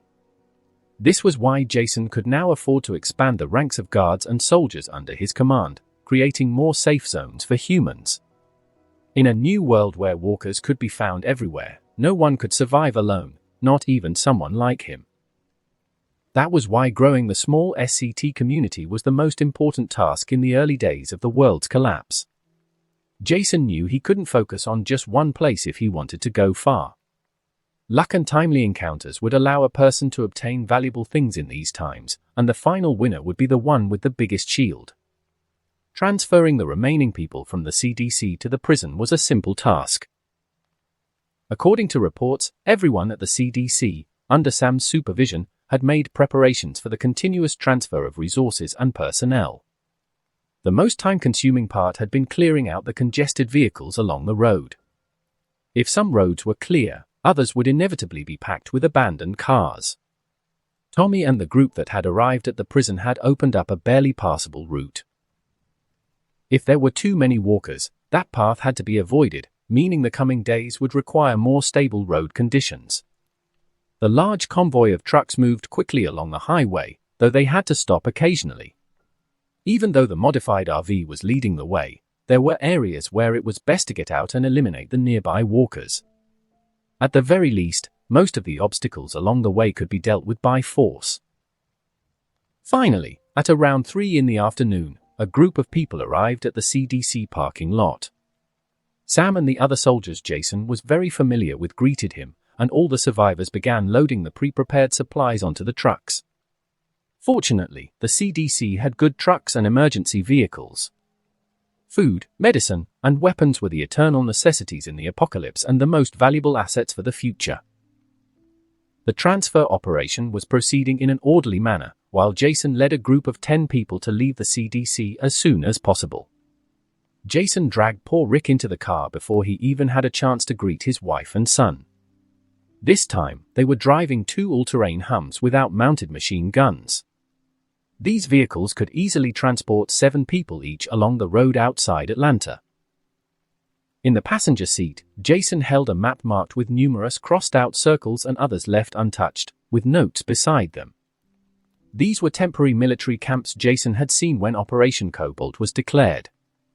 However, their current destination was not just any place on the map, it was a large construction company located on the outskirts of the city. This construction company, called UESA, had many branches across the country. Of course, Jason hadn't come here to discuss business. He was interested in the large transport vehicles parked in the company's lot. Although there were only a few walkers along the way, they still chose to clear them out. Since they weren't driving a modified RV, they couldn't afford to waste ammunition and time dealing with those walkers later. Before long, they reached their destination without issue and spotted the fence gate from a distance. However, the vehicles had no intention of slowing down at all and crashed into the walkers in their path. Without stopping in the front yard, the pair of Hums drove straight to the back parking lot. The lot was divided into 2 sections, one for the company's employees and the other for a large number of engineering trucks. Jason pointed toward the area where the engineering vehicles were parked, and everyone got out. As they gazed at the massive machines around them, their excitement was evident. They quickly located their main target, 3 oversized trucks. Jason and the others approached the vehicles and easily opened the doors. Jason wasn't sure if this was just good timing because he was accompanied by several important people like Rick and the others, or if it was just pure luck, but he quickly found the keys tucked into the sun visor. The 3 trucks were quickly selected, and Jason checked that the fuel tanks were full. The entire process went smoothly. Jason had prepared 3 experienced drivers to move the trucks, positioning them in the middle of the lot. Due to the loud engine noises, walkers began to gather on both sides. "Take out the walkers, don't let them get close," Jason ordered as he ran toward several cars nearby. "Yes, sir." About half an hour later, more than a dozen people left the construction company in 6 highly specialized trucks. They split into 2 groups, and upon reaching the road, a crane and 2 dump trucks left the construction site, heading toward the prison. Meanwhile, Jason himself drove another massive truck toward Atlanta. Several construction machines, excavators, bulldozers, loaders, and a series of construction vehicles followed the large trucks. But why did Jason lead all these people with these trucks toward the city? To transport tanks and helicopters, if possible. Of course, Jason had seen more than 1 tank and a military helicopter long before the end of the world. He wasn't blindly searching. At the very least, he was certain that there were still 2 tanks and a helicopter that had not yet been recovered. However, he was also facing another ongoing problem in the community: fuel for the tanks he already had. The aviation kerosene needed for the helicopter wasn't available everywhere and was difficult to obtain. Without fuel, it didn't matter whether he had a helicopter or not, it would be nothing more than decoration. But if Jason didn't focus on those concerns for now, there should be a way to solve the fuel problem later. The important thing was to find a military base, but that would happen in due time. First, he would concentrate on securing those toys and then think about everything else. After switching to a truck, there was no need to worry about the walkers on the road. The massive body of the truck made driving feel just a little shaky. After driving on the highway for about 20 minutes, Jason turned at an intersection, the same road he had taken when he first arrived in downtown Atlanta. "We're not far from the location. Keep your spirits high. You need to watch out not only for walkers but also for any survivors in the surrounding buildings." "Understood, sir." This time, Jason had brought half of the most experienced group, soldiers and former soldiers, for this rescue and recovery mission. As he drove, Jason's hand skillfully maneuvered the steering wheel, and the massive truck moved under his control, weaving left and right through the crowded road filled with abandoned cars. The familiar sight of the street came into view: the mall, the road. It was the very mall where they had been trapped at the beginning. Although the number of walkers on the road had decreased significantly, there were still hundreds of them. At that moment, they heard the roar of the enormous truck's engine, and all the walkers began gathering toward them. Elimination operation. Take down all those walkers, and don't forget to use silencers. Conserve ammunition and make precise shots. After giving the orders, Jason jumped out of the truck from the back. "Yes, Captain. I've got you covered, Jason." Rick, the co-pilot, pulled out a silenced pistol and shouted to Jason from the side. And that concludes this episode.